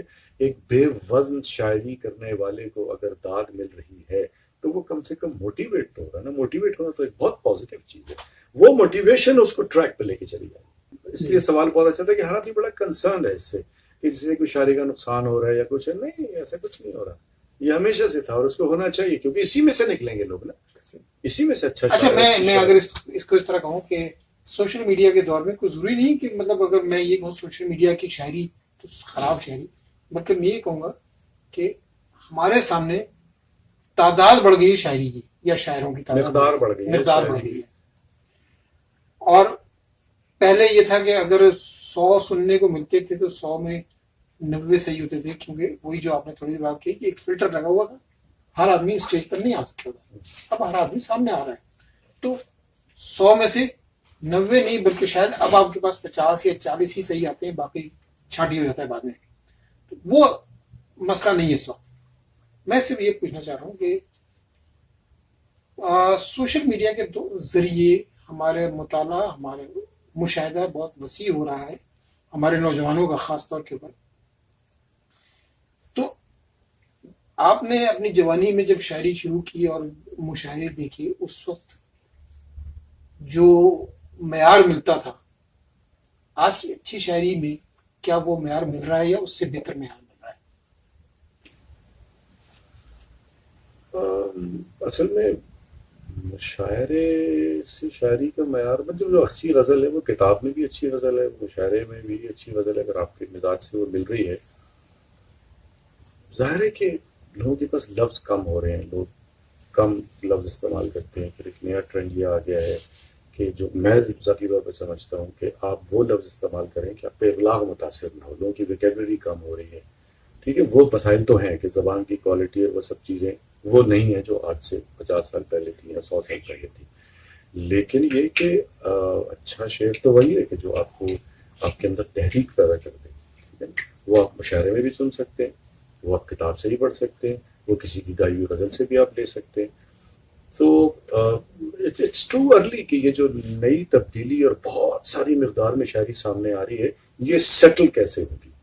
جب یہ سیٹل ہوگی تب اس کا ہم زیادہ شاید میں سمجھتا ہوں کہ بہتر تجزیہ کر سکیں. ابھی تو دھول بہت اڑ رہی ہے نا, ٹھیک ہے, لیکن اسی کے اندر آپ کو 20-22 سال کے 25 سال کے لڑکے ملیں گے جو بالکل جینوئن سنجیدہ شاعر ہے, اور لڑکیاں آپ کو ملیں گی. آپ کو جو پرانے شاعر ہیں وہ تو ہے ہی, تو وہ شاعری جس کو میں اور آپ شاید سب سے اچھی شاعری کہتے ہیں وہ آج بھی موجود ہے, بالکل موجود ہے. فیوچر میں کیا ہوگا چانسز اس لیے شاید کم ہے کہ آپ کے اسکول سے اردو ختم ہو رہی ہے. صحیح. میں جو شوق لے کے آیا اردو کا اپنے اسکول سے لے کے آیا تھا, ٹھیک ہے نا. آج وہ بیسس شاید نرسری ختم ہو گئی, وہ شاید نرسری ختم ہو رہی کہ جہاں پہ سب سے پہلے تو شوق پیدا ہوتا ہے نا, اس کے بعد پھر آپ اس لائن پہ چلتے ہیں تو پھر آپ نئی منازل طے کرتے ہیں. تو اگر آج کے بچے یہ کہتے ہیں کہ آئی ہیٹ اردو, اردو بطور مضمون اس کو کہتے ہیں آئی ہیٹ اردو, بطور مضمون اگر آپ کو پسند نہیں ہے تو پھر آپ کیسے کریں گے. یہ بہت بڑا علم ہے جو اس وقت کافی ایسے پرائیویٹ اسکول ہیں جہاں کے خواتین اساتذہ اور اساتذہ جتنے ہیں وہ باقاعدہ پابندی لگاتے ہیں کوئی آپس میں بھی اردو بات نہ کرے. تو یہ بلکہ بچہ گھر میں بھی اردو میں بات نہ کرے, یہاں تک پابندی. مجھے یاد ہے وہاں کینیڈا میں ایک صاحب تھے, وہ ہر مجمع میں آ کے نا, ہر مشاعرے میں آ کے ایک اناؤنسمنٹ کیا کرتے تھے. انہوں نے بچوں کے لیے اردو کی کلاسز شروع کی تھی, میں نام بھول رہا ہوں, بڑے صحیح خاتون تھے. تو وہ لوگوں سے کہا کرتے تھے کہ برائے مہربانی اپنے بچوں سے گھر میں انگریزی بول کے ان کی انگریزی خراب نہ کریں. کتنی صحیح بات ہے. اب آپ ان بچوں سے انگریزی بول کے اپنی انگریزی امپروو کرنے کے, اور ایسے بھی میں نے لوگ دیکھے کینیڈین بورن بچہ اور کیا شستہ اردو بولتا تھا اور کیا شستہ پنجابی بولتا تھا, کینیڈین بورن, اور بیسٹ طبلہ نواز تھا وہاں کا. اچھا. تو جنہوں نے ماحول بنانا ہے انہوں نے ماحول بنانا ہے. خیر وہاں تو چلے مجبوری ہے, کیونکہ وہ کہتے تھے بھائی انگریزی تو وہ ویسے بھی سیکھ جائے گا, باہر اتنا اسٹرانگ سسٹم میں باہر نکل کے سیکھے گا, آپ اردو بولے. لیکن یہ انگریزی کو جو سمبل آف اسٹیٹس سمجھ لیا جاتا ہے نا کہ میرا بچہ انگریزی بولے گا تو مطلب اس سے کوئی وہ ہو جائے گا, وہ غلط ہے. کراچی کا نوجوان یا پاکستان کا نوجوان یہاں پر تو ہمارے اس میں مشاہدے میں آتا ہے کہ بچہ اردو سے بھاگ رہا ہے. کیا وہاں پر بھی بچہ اردو سے بھاگ رہا ہے؟ والدین وہ ماحول دے تو وہ ایک الگ چیز. نہیں, وہاں پہ زیادہ کاؤنٹ کر نہیں سکتے کہ وہ تھوڑی بہت کوشش جو کر رہے ہیں, لیکن بھاگ نہیں رہا. وہ باہر کا سسٹم اتنا اسٹرانگ ہے کہ آپ اس کا مقابلہ کر نہیں سکتے. میرے ایک دوست تھے, وہ آئے, ان کو آئے ہوئے 7-8 مہینے ہوئے تھے, وہ مجھ سے کہنے لگے, چھوٹا بچہ تھا ان کا, اس نے کہا کیا سسٹم ہے کہ جس نے میرے بچے کو 6 مہینے میں مادری زبان بھلا دی. یہ کتنا اسٹرانگ سسٹم ہے کہ اس نے ماں کی زبان بھلا دی میرے بچے کو. اب آپ کو بہت سارے بچے ایسے ملیں گے کہ ماں اردو میں بات کر رہی ہے, بچہ انگریزی میں جواب دے رہا ہے. اس کی لسننگ ٹھیک ہے, اس کی اسپیکنگ ٹھیک نہیں. یہ 4 ماڈیول ہوتے ہیں نا زبان کے, اسپیکنگ, ریڈنگ, رائٹنگ اور لسننگ. تو وہ ڈپارٹمنٹ وائز ایسے بے شمار آپ کو وہاں فیملیز ملیں گی جس میں وہ بچے سے اردو میں بات کر رہی ہے ماں, اور جواب وہ انگریزی میں دے رہا ہے. تو اردو وہاں سے کوئی مستقبل کے لیے آپ مطلب وہاں کے بچوں میں اردو کی طرف آنے کا شوق نہیں ہے. میرے خیال ہے کیس ٹو کیس کہہ سکتے ہیں ہم, ایسے کوئی سویپنگ اسٹیٹمنٹ نہیں کر سکتے. بعض پیرنٹس ان کو بہت خیال ہے اس بات کا کہ اس بچے کو اردو آنی چاہیے. میرے جاننے والے تھے فیصلہ آباد کے, وہ میرے خیال ہے 15-20 سال میں رہنے کے بعد واپس پاکستان آ گئے. تو ان سے میں پوچھا آپ کیوں جا رہے ہیں, اچھا کاروبار تھا. انہوں نے کہا اب میرے بچوں کو اردو بھی آنی چاہیے, پنجابی بھی آنی چاہیے, اور سب سے بڑی بات ان کو پتہ ہونا چاہیے کہ دادی کسے کہتے ہیں, چچا کیا ہوتا ہے, پھوپھی کیا ہوتی ہے. تو ایسے لوگ بھی جو معاشرت کے بارے میں پتا ہو, تو اپنے معاشرے کے بارے میں, بیک گراؤنڈ کے بارے میں پتا. اردو کا مسائل تو یہاں ہے, مطلب ان سے تو آپ توقع نہیں باندھ سکتے نا کہ امریکہ میں اچانک اردو آپ کو کچھ دے دے گی, یا اردو کا فیوچر کینیڈا ڈیسائیڈ کرے گا یا یورپ ڈیسائیڈ کرے گا. اردو کا فیوچر تو ہم ڈیسائیڈ کریں گے. اور ہم کیا ڈیسائیڈ کریں گے کہ وہ سپریم کورٹ کا آرڈر بھی ہے لیکن امپلیمنٹ نہیں کر رہے آپ. اسکولوں کے اندر آپ نہیں کر رہے, آپ کو فکر نہیں ہے. اصل چیز تو فکر ہے نا. وہ میں کہیں پڑھ رہا تھا اس کا شاید چرچل کا ورلڈ وار میں کچھ ایسا ہوا کہ اس کو کہا گیا کہ بہت ایکسپینسو ہے وار, بہت خرچہ ہو رہا ہے, تو یہ جو کلچرل ایکٹیویٹیز ہیں ان کا بجٹ تھوڑا سا کاٹ دیا جائے. تو چرچل نے کہا کہ then what are we fighting for. اسی کے لیے تو لڑ رہے ہیں اور تم اسی کا بجٹ کم کروا رہے ہیں. یہ جنگ اسی کو بچانے کے لیے تو ہو رہی ہے. صحیح.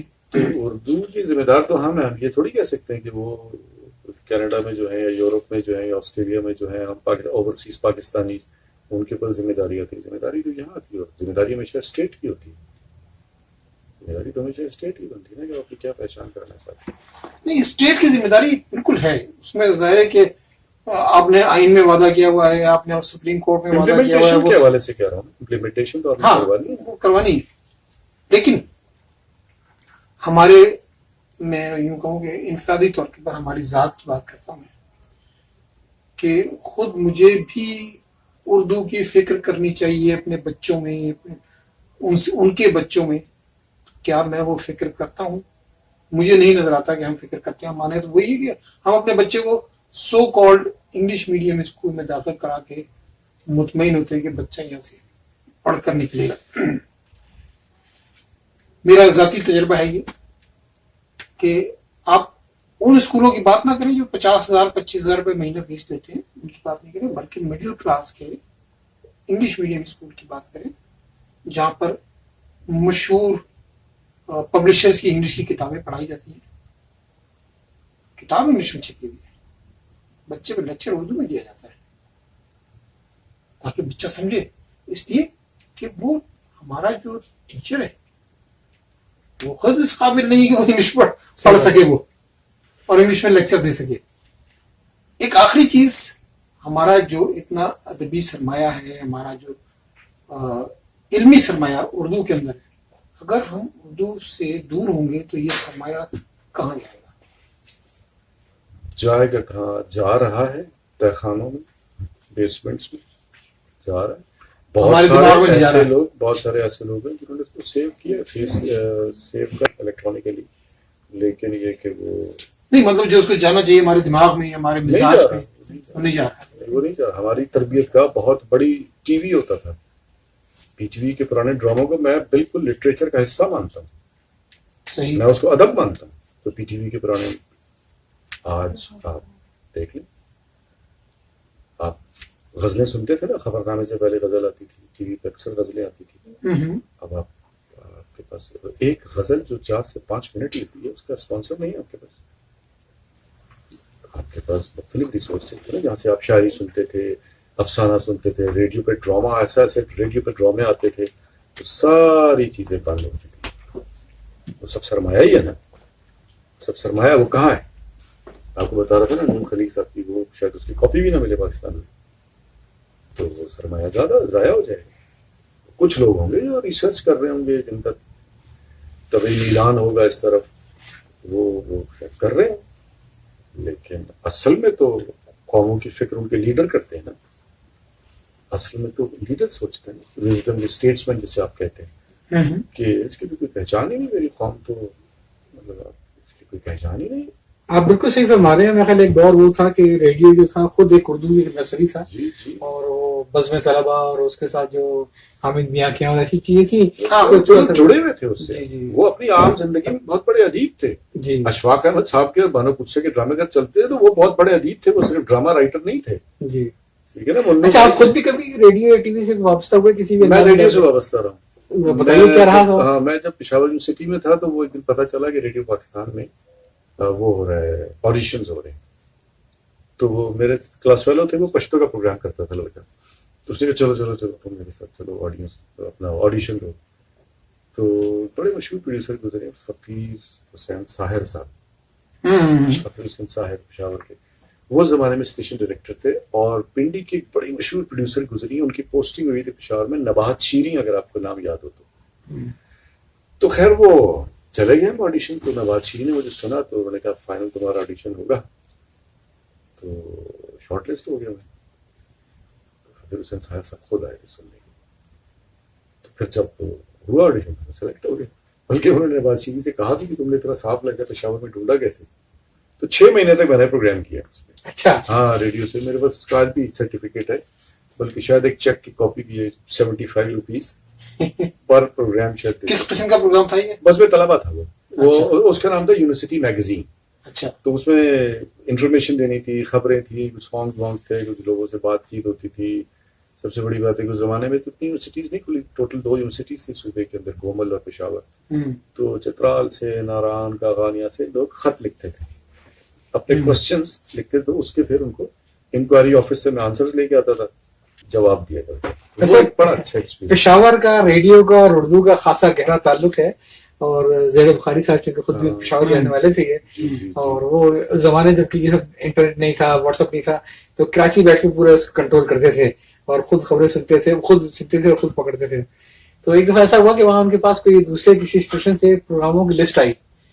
تو بخاری صاحب کو خوش کرنے کے لیے وہاں کسی لوکل پروڈیوسر نے بنا کے بھیجا محرم کے لیے سبز علم سبز قدم. اللہ. تو وہ نہ گئے کہ اس کو یہ پتہ ہی نہیں ہے. تو ان کا ابھی ٹرمپ کار بلاؤ اس بندے سے میری بات کراؤ جس نے سبز علم سب قدم کے بنایا ہے. تو کہیں گے اس زمانے ٹرمپ کال ہوتی تھی, تو وہ بےچاری سے ٹہل رہے تھے کال ملنے کا کلاس لے کے. تو ایک صاحب اور وہاں بیٹھے ہوئے تھے, تو انہوں نے کچھ اپنا نمبر بنانے چاہے. کہیں گے بخاری صاحب نے غور کیا, اس میں علم جو ہے اس نے این سے لکھا ہے, الف سے لکھا. کہہ لیں ٹرمپ کال کینسل کرو, مجھے یہیں پہ مل گیا. تو پھر حسین ظاہر صاحب نے ایک بڑی اچھی بات ہے بخاری صاحب کی بتائی مجھے. وہ کہتے ہیں, بخاری صاحب کہا کرتے تھے کہ جس کا تلفظ خراب ہے وہ مجھے ریڈیو پاکستان کی باؤنڈری میں نظر نہ آئے. صحیح بات, وہ بہت تلفظ کے اوپر کتنا کام ہوتا تھا. اب پوز کہاں دیا جانا ہے, جب مجھے فرسٹ ٹائم اسکرپٹ لکھ کے دیا گیا تو جہاں پوز ہے وہاں سلیش آتا تھا. تو میں کہتا تھا کتنی عجیب جگہ پہ انہوں نے توڑ دیا میرا جملہ. لیکن جب رات کو میں پروگرام سنتا تھا تب مجھے اندازہ ہوتا تھا. پھر ایک وقت آیا کہ وہ میں ہی لکھتا تھا, وہ پاس کر دیتی تھی میری پروڈیوسر کے. ٹھیک ہے, بہت اچھا لگتا. نہیں بہت اچھا. بخاری صاحب کا تو وہ بھی بڑا مشہور ہے نا کہ وہ پروگرام اپنا ریکارڈ کرا کے چلے گئے اور گھر جاتے ہوئے راستے میں یاد آیا کہ اس آدھے گھنٹے کے پروگرام میں میں نے جو تقریر کی ہے اس میں ایک لفظ کا تلفظ میں نے واپس آئے, پوری تقریر دوبارہ ریکارڈ کروائی. تو کسی نے کہا یہ ایک لفظ کے لیے کوئی لاکھوں میں کوئی ایک آدمی پکڑے گا تو پکڑے گا. تو انہوں نے اسی بدبخت سے مجھے ڈر لاکھوں میں ایک پکڑ لے گا. صحیح بات. بہت عمدہ, بہت عمدہ. تو پرفیکشنسٹ تھے ایک صاحب, بلکہ ریڈیو پاکستان میں ملازم بھی تھے, نام بھول گیا, اکثر میں نے سینئر سے سنا ہے. ان کی جاب ہی تلفظ ٹھیک کرانا تھا, ایک پوزیشن ہوتی تھی. ہاں ہاں, ہر اسٹیشن پر نام بلکہ بڑا اچھا نام تھا ان کا, اکثر میں نے سینئر لوگوں سے سنا ہے. رئیس فروغ اسی کام کے لیے. اچھا, ریڈیو پاکستان میں. نہیں اب تو آپ کیا ٹی وی پہ دیکھیں 20 سال سے پروگرام کر رہے ہیں, 10 سال سے پروگرام کر رہے ہیں. جو غلطی 20 سال پہلے کرتے تھے آج بھی کرتے ہیں. ایک بہت بڑے اینکر ہیں, ان کا نام نہیں لوں گا, وہ پہلی بریک تک واش گاف کو بلا شگاف کہتے ہیں. پہلی بریک تک 4-5 دفعہ انہوں نے لفظ استعمال کیا, اور بریک کے بعد انہوں نے پھر شاید کسی نے پوائنٹ آؤٹ کر دیا واش گاف الفاظ میں.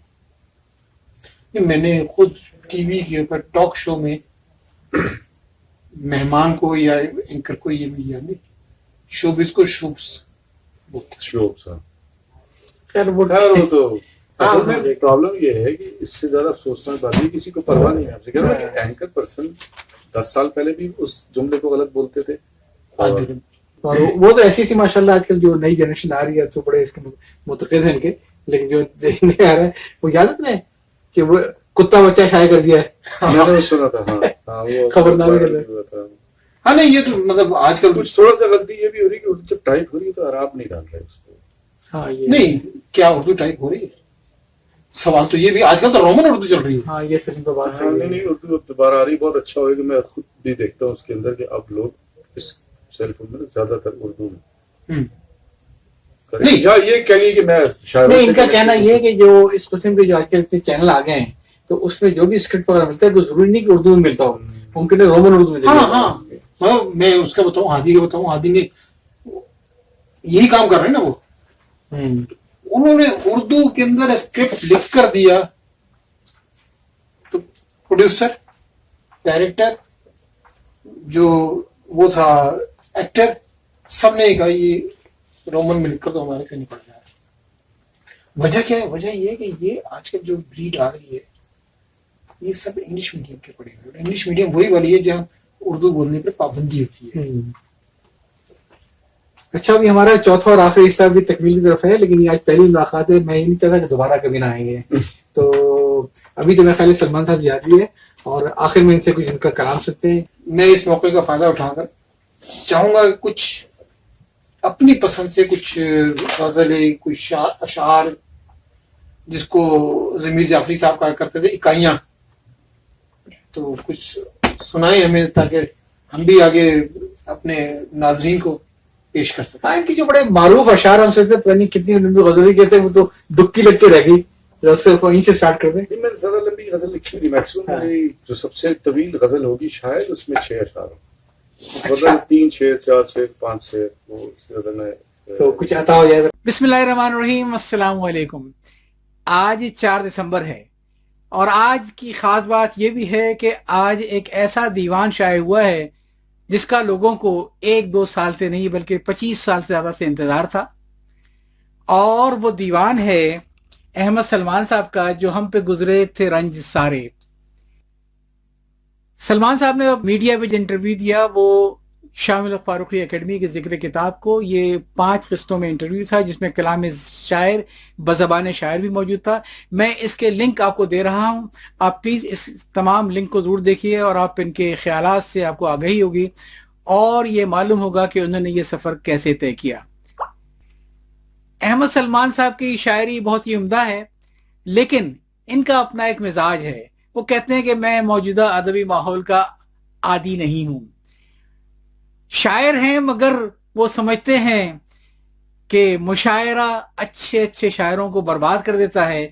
جب شاعر کوئی شعر سنانے کے بعد, کوئی غزل سنانے کے بعد داد طلب نگاہوں سے مجمع کو دیکھتا ہے, اور جن شعروں پہ زیادہ داد ملتی ہے ویسے شعر کہنے کی کوشش کرتا ہے, تو تخلیق کا عمل ختم ہوتا ہے. سلمان صاحب نے کیا کہا, آئیے میں آپ کو انہی کی آواز میں یہ بات سناتا ہوں. اصل میں آپ کا جو کام ہے وہ آپ کا اصل تعارف کرنا چاہیے, آپ اپنے کام کے تعارف نہ دیں. بالکل ٹھیک ہے, کیونکہ اسٹارٹ یہ ایسا ہی ہوتا ہے کہ میں اپنی ذاتی تشہیر کروں, ایک فطری خواہش, لیکن آگے جا کے یہ ہجان بن جاتا ہے. ایسے ایسے کریکٹرز آپ کو ملیں گے, میں جانتا ہوں 20-20 کتابیں آ گئی اور بقول افتخار عارف کی کتابوں میں بھس بھرا ہوا ہے. صحیح. جو کرائٹیریا ہے وہ یہ ہے کہ لوگ آپ کا کام دیکھ کے, جو میری پالیسی ہے, میں نے سیکھا اپنے سینئر سے, کہ آپ کا شعر دیکھ کے وہ پوچھے دوسرے سے کس کا شعر ہے یار. صحیح. ٹھیک ہے, یہ میری لائف میں ہوا بھی. تو مجھے یہ بات سمجھ میں نہیں آتی کہ میں اپنے منہ سے, اور خاص کر تخلیقی کام, کہ آپ ایک برانڈ نیو چیز کریٹ کر رہے ہیں, اللہ نے آپ کو استطاعت توفیق دی ہے, تو پھر ہجان کس بات کا. آپ کی چیز سامنے جائے اور لوگ پوچھتے پھریں کہ اس کا خالق کون, وہ جینون آپ کا انٹروڈکشن ہے. ہاں, لیکن یہ کہ اس کے کہ آپ خود ہر جگہ مہمان خصوصی بن کے پہنچے ہیں, آپ سارا زور نیٹ ورکنگ پہ لگا رہے ہیں کہ دنیا کے ہر مشاعرے میں موجود ہوں. آپ یہ نیٹ ورکنگ لگا رہے ہیں کہ کون کس مقام پہ پڑھے گا. تو میں نے یہ مست شدہ بہت ساری ایسی شخصیات دیکھی ہیں کہ جو مشہور تو بہت ہے, لیکن ان کا کسی کو شعر یاد نہیں ہے. سلمان صاحب کو اپنا دیوان شائع کرانے کی کوئی جلدی نہ تھی, بلکہ وہ تو کہتے ہیں مجھے اپنی کسی غزل کو مکمل کرنے کی بھی کبھی کوئی جلدی نہیں ہوئی. کبھی ایسا ہوا کہ 1-2 شعر اگر ہو گئے اور پھر اگلا شعر اگر ویسا نہ ہو سکا تو سالوں وہ پڑا رہ گیا, اور بعد میں کوئی تیسرا یا چوتھا شعر آیا تو میں نے غزل مکمل کی. بلکہ اس سلسلے میں وہ اپنی ایک غزل کی مثال دیتے ہیں کہ جہاں انہوں نے مطلع کہا ہے 1983 میں, اور غزل مکمل ہوئی ہے سن 2006 میں. کہتے ہیں مجھے جلدی کوئی نہیں ہے غزل مکمل کرنے کی. آئیے ذرا انہی کے الفاظ میں سنتے ہیں. ٹیوشن ہے، ٹیوشن کی شاعری ہوتی ہے، دیتے ہیں، وہی دیتا ہے. اس نے حضرت جی بنائے تھے مصرا بھی وہی دیتے. تو آپ مطلب ایسی بھی میری غزلیں ہیں جن کے کمپلیٹ ہونے میں 15 سال لگے. مطلب میری اکثر نامکمل غزلیں 3 شعر 4 شعر میں چھوڑ دیتا ہوں، زبردستی نہیں کرتا، کیونکہ میں کنوینس نہیں اس بات پہ کہ مجھے کیوں کروں میں زبردستی. مطلب کس بات کی جلدی ہے، مطلب کیا ہونے والا ہے، کوئی ڈیڈ لائن آنے والی ہے. مطلب ایک فراز صاحب کی غالباً زمین میں بدل ہے، وہ ہری پور میں شاید 1983-84 میں اس کا مطلع ہوا تھا، اور وہ 2005 یا 6 میں شاید میں نے کینیڈا میں کمپلیٹ کی. وہ پاپ اپ کر گیا دوبارہ. سلمان صاحب کی شاعری ان تمام شعراء کے لیے ایک پیغام ہے جن کو اپنا کلام چھپوانے کی بڑی جلدی ہوتی ہے، اور یہ دیکھنے میں آیا ہے کہ اکثر ایسے شعراء جن میں بڑا پوٹینشل تھا، یونیورسٹی کے زمانے میں 2-4 غزلیں ان کی اگر یونیورسٹی کے مشاعرے میں ہٹ ہو گئی تو انہیں کلام چھپانے کی بڑی جلدی کی، اور اس چکر میں جب ان کے کلام میں واقعی پختگی آئی تو ان پر ایک چھاپ لگ چکی تھی. سلمان صاحب ان لوگوں میں سے نہیں ہیں. وہ کہتے ہیں کہ اگر کوئی خیال آتا ہے تو پھر میں شعر کہتا ہوں، ورنہ شعر نہیں کہتا ہوں. اور خیال آنے کے لیے کہتے ہیں کہ بعض اوقات کوئی ایک ایسا جملہ اگر کبھی آدمی کسی سن لے تو وہی ان کے شعر کے قالب میں ڈھل جاتا ہے. اس سلسلے میں نے ایک بڑا دلچسپ قصہ سنایا ہے ندا فاضلی کے. کہا تھا کہ شاعری دیکھے ہوئے کو نہیں دکھاتی، بلکہ جو اندیکھا ہوتا ہے اس کو شاعری دکھاتی ہے. اس پر سلمان صاحب نے پھر ایک بہت عمدہ غزل کہی، میں آپ کو انہی کی آواز میں سناتا ہوں. جو دکھ رہا ہے اسی کے اندر جو اندکھا ہے وہ شاعری ہے. جو دکھ رہا ہے اسی کے اندر جو اندکھا ہے وہ شاعری. جو دکھ رہا ہے اسی کے اندر جو اندکھا ہے وہ شاعری ہے. جو کہہ سکا تھا وہ کہہ چکا ہوں، جو رہ گیا ہے وہ شاعری ہے. جو دکھ رہا ہے اسی کے اندر جو اندکھا ہے وہ شاعری ہے. جو کہہ سکا تھا وہ کہہ چکا ہوں، جو رہ گیا ہے وہ شاعری ہے. اور دلوں کے مابین گفتگو میں تمام باتیں اضافتیں ہیں. دلوں کے مابین گفتگو میں تمام باتیں اضافتیں ہیں. تمہاری باتوں کا ہر توقف جو بولتا ہے وہ شاعری ہے. دلوں کے مابین گفتگو میں تمام باتیں اضافتیں ہیں. تمہاری باتوں کا ہر توقف جو بولتا ہے وہ شاعری ہے. وہ شاعری ہے. اور یہ شہر سارا تو روشنی میں کھلا پڑا ہے، سو کیا لکھوں میں. یہ شہر سارا تو روشنی میں کھلا پڑا ہے، سو کیا لکھوں میں. وہ دور جنگل کی جھونپڑی میں جو ایک دیا ہے وہ شاعری ہے. یہ شہر سارا تو روشنی میں کھلا پڑا ہے، سو کیا لکھوں میں. وہ دور جنگل کی جھونپڑی میں جو ایک دیا ہے وہ شاعری ہے. اور تمام دریا جو ایک سمندر میں گر رہے ہیں تو کیا عجب ہے.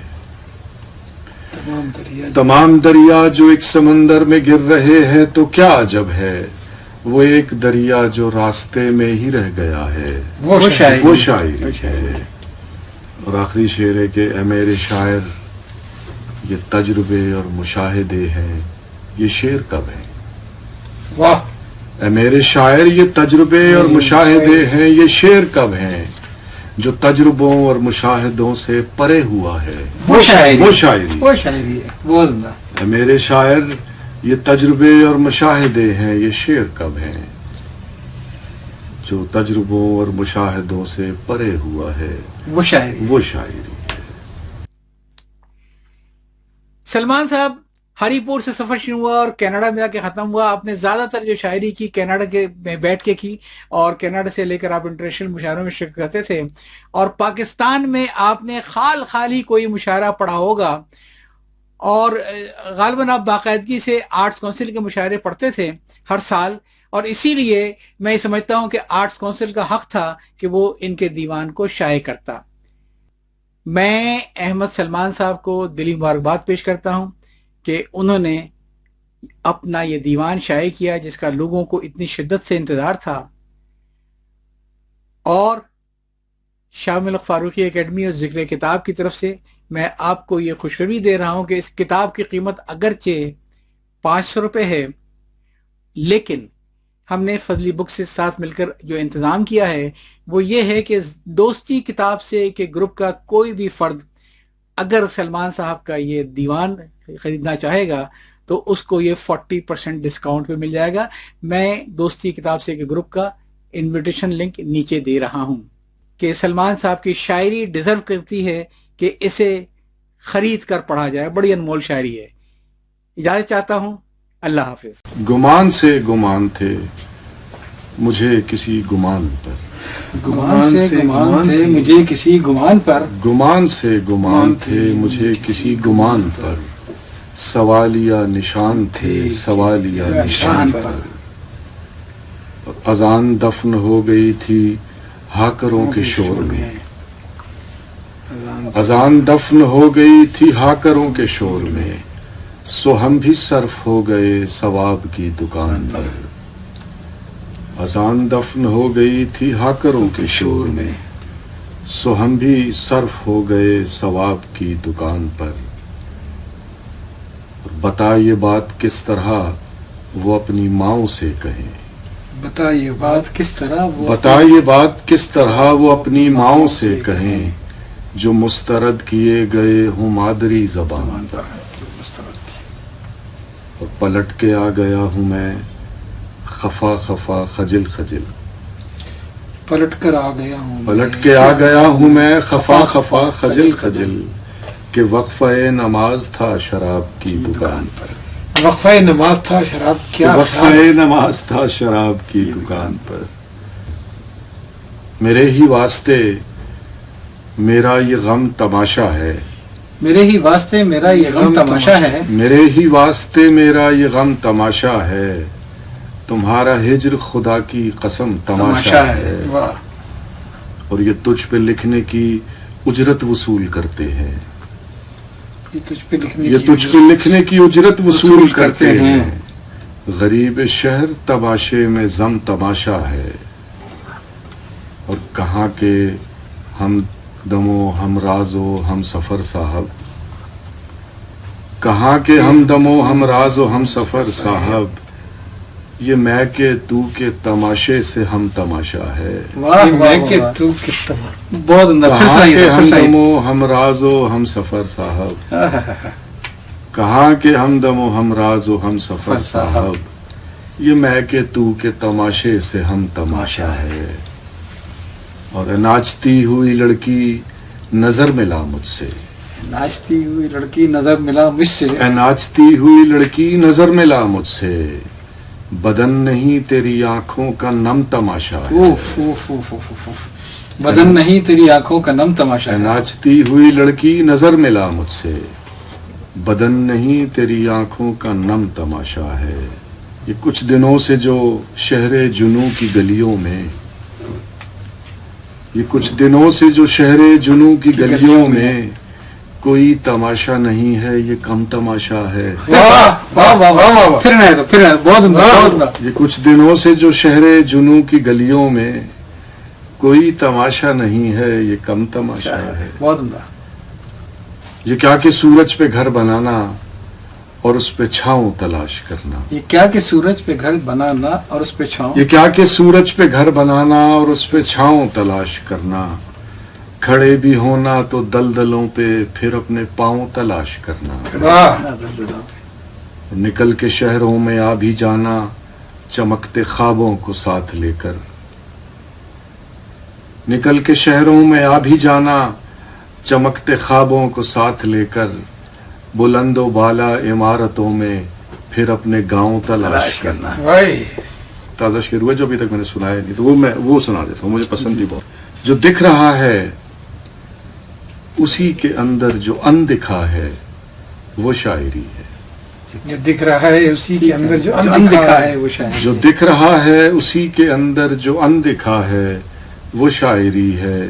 جو کہہ سکا تھا وہ کہہ چکا ہوں, جو رہ گیا ہے وہ شاعری ہے. جو دکھ رہا ہے اسی کے اندر جو اندکھا ہے وہ شاعری ہے. جو کہہ سکا تھا وہ کہہ چکا ہوں, جو رہ گیا ہے وہ شاعری ہے. اور دلوں کے مابین گفتگو میں تمام باتیں اضافتیں ہیں, دلوں کے مابین گفتگو میں تمام باتیں اضافتیں ہیں، تمہاری باتوں کا ہر توقف جو بولتا ہے وہ شاعری ہے۔ دلوں کے مابین گفتگو میں تمام باتیں اضافتیں ہیں، تمہاری باتوں کا ہر توقف جو بولتا ہے وہ شاعری ہے، وہ شاعری ہے۔ اور یہ شہر سارا تو روشنی میں کھلا پڑا ہے، سو کیا لکھوں میں؟ بہت یہ شہر سارا تو روشنی میں کھلا پڑا ہے، سو کیا لکھوں میں؟ وہ دور جنگل کی جھونپڑی میں جو ایک دیا ہے وہ شاعری ہے۔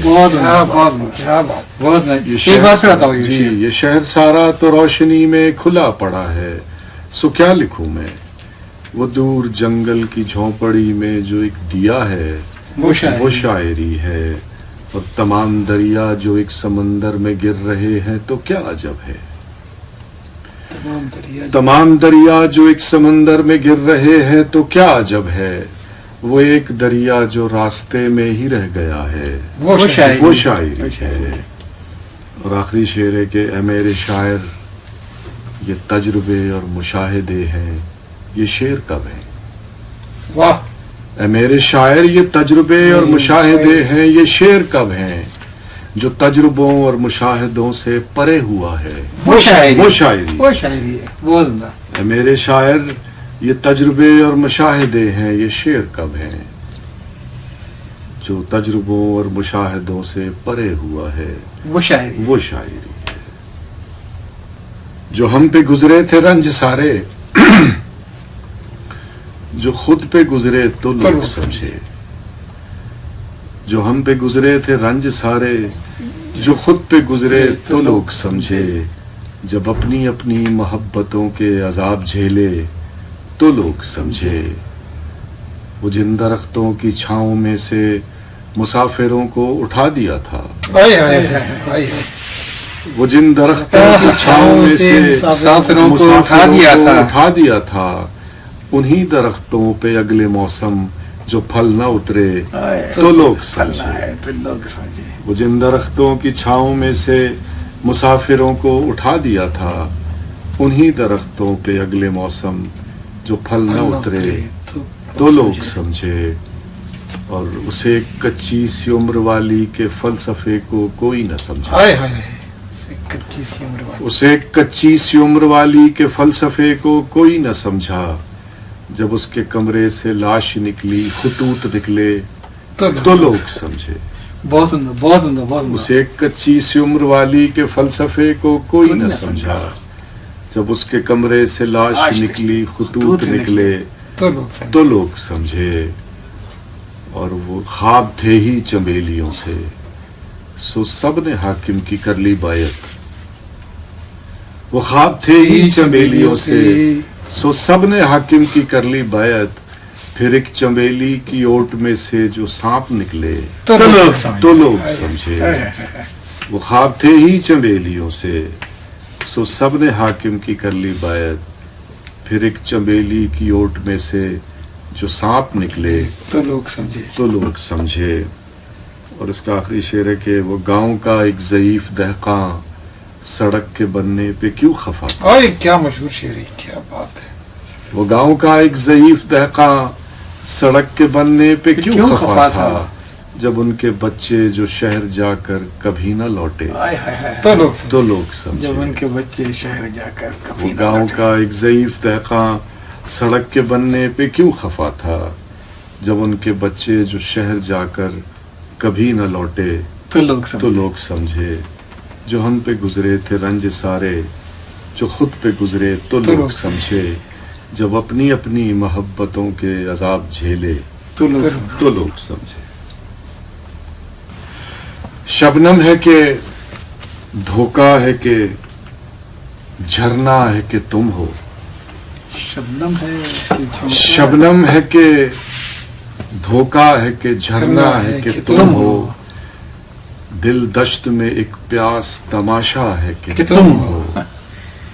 شبنم ہے کہ دھوکا ہے کہ جھرنا ہے کہ تم ہو، دل دشت میں ایک پیاس تماشا ہے کہ تم ہو۔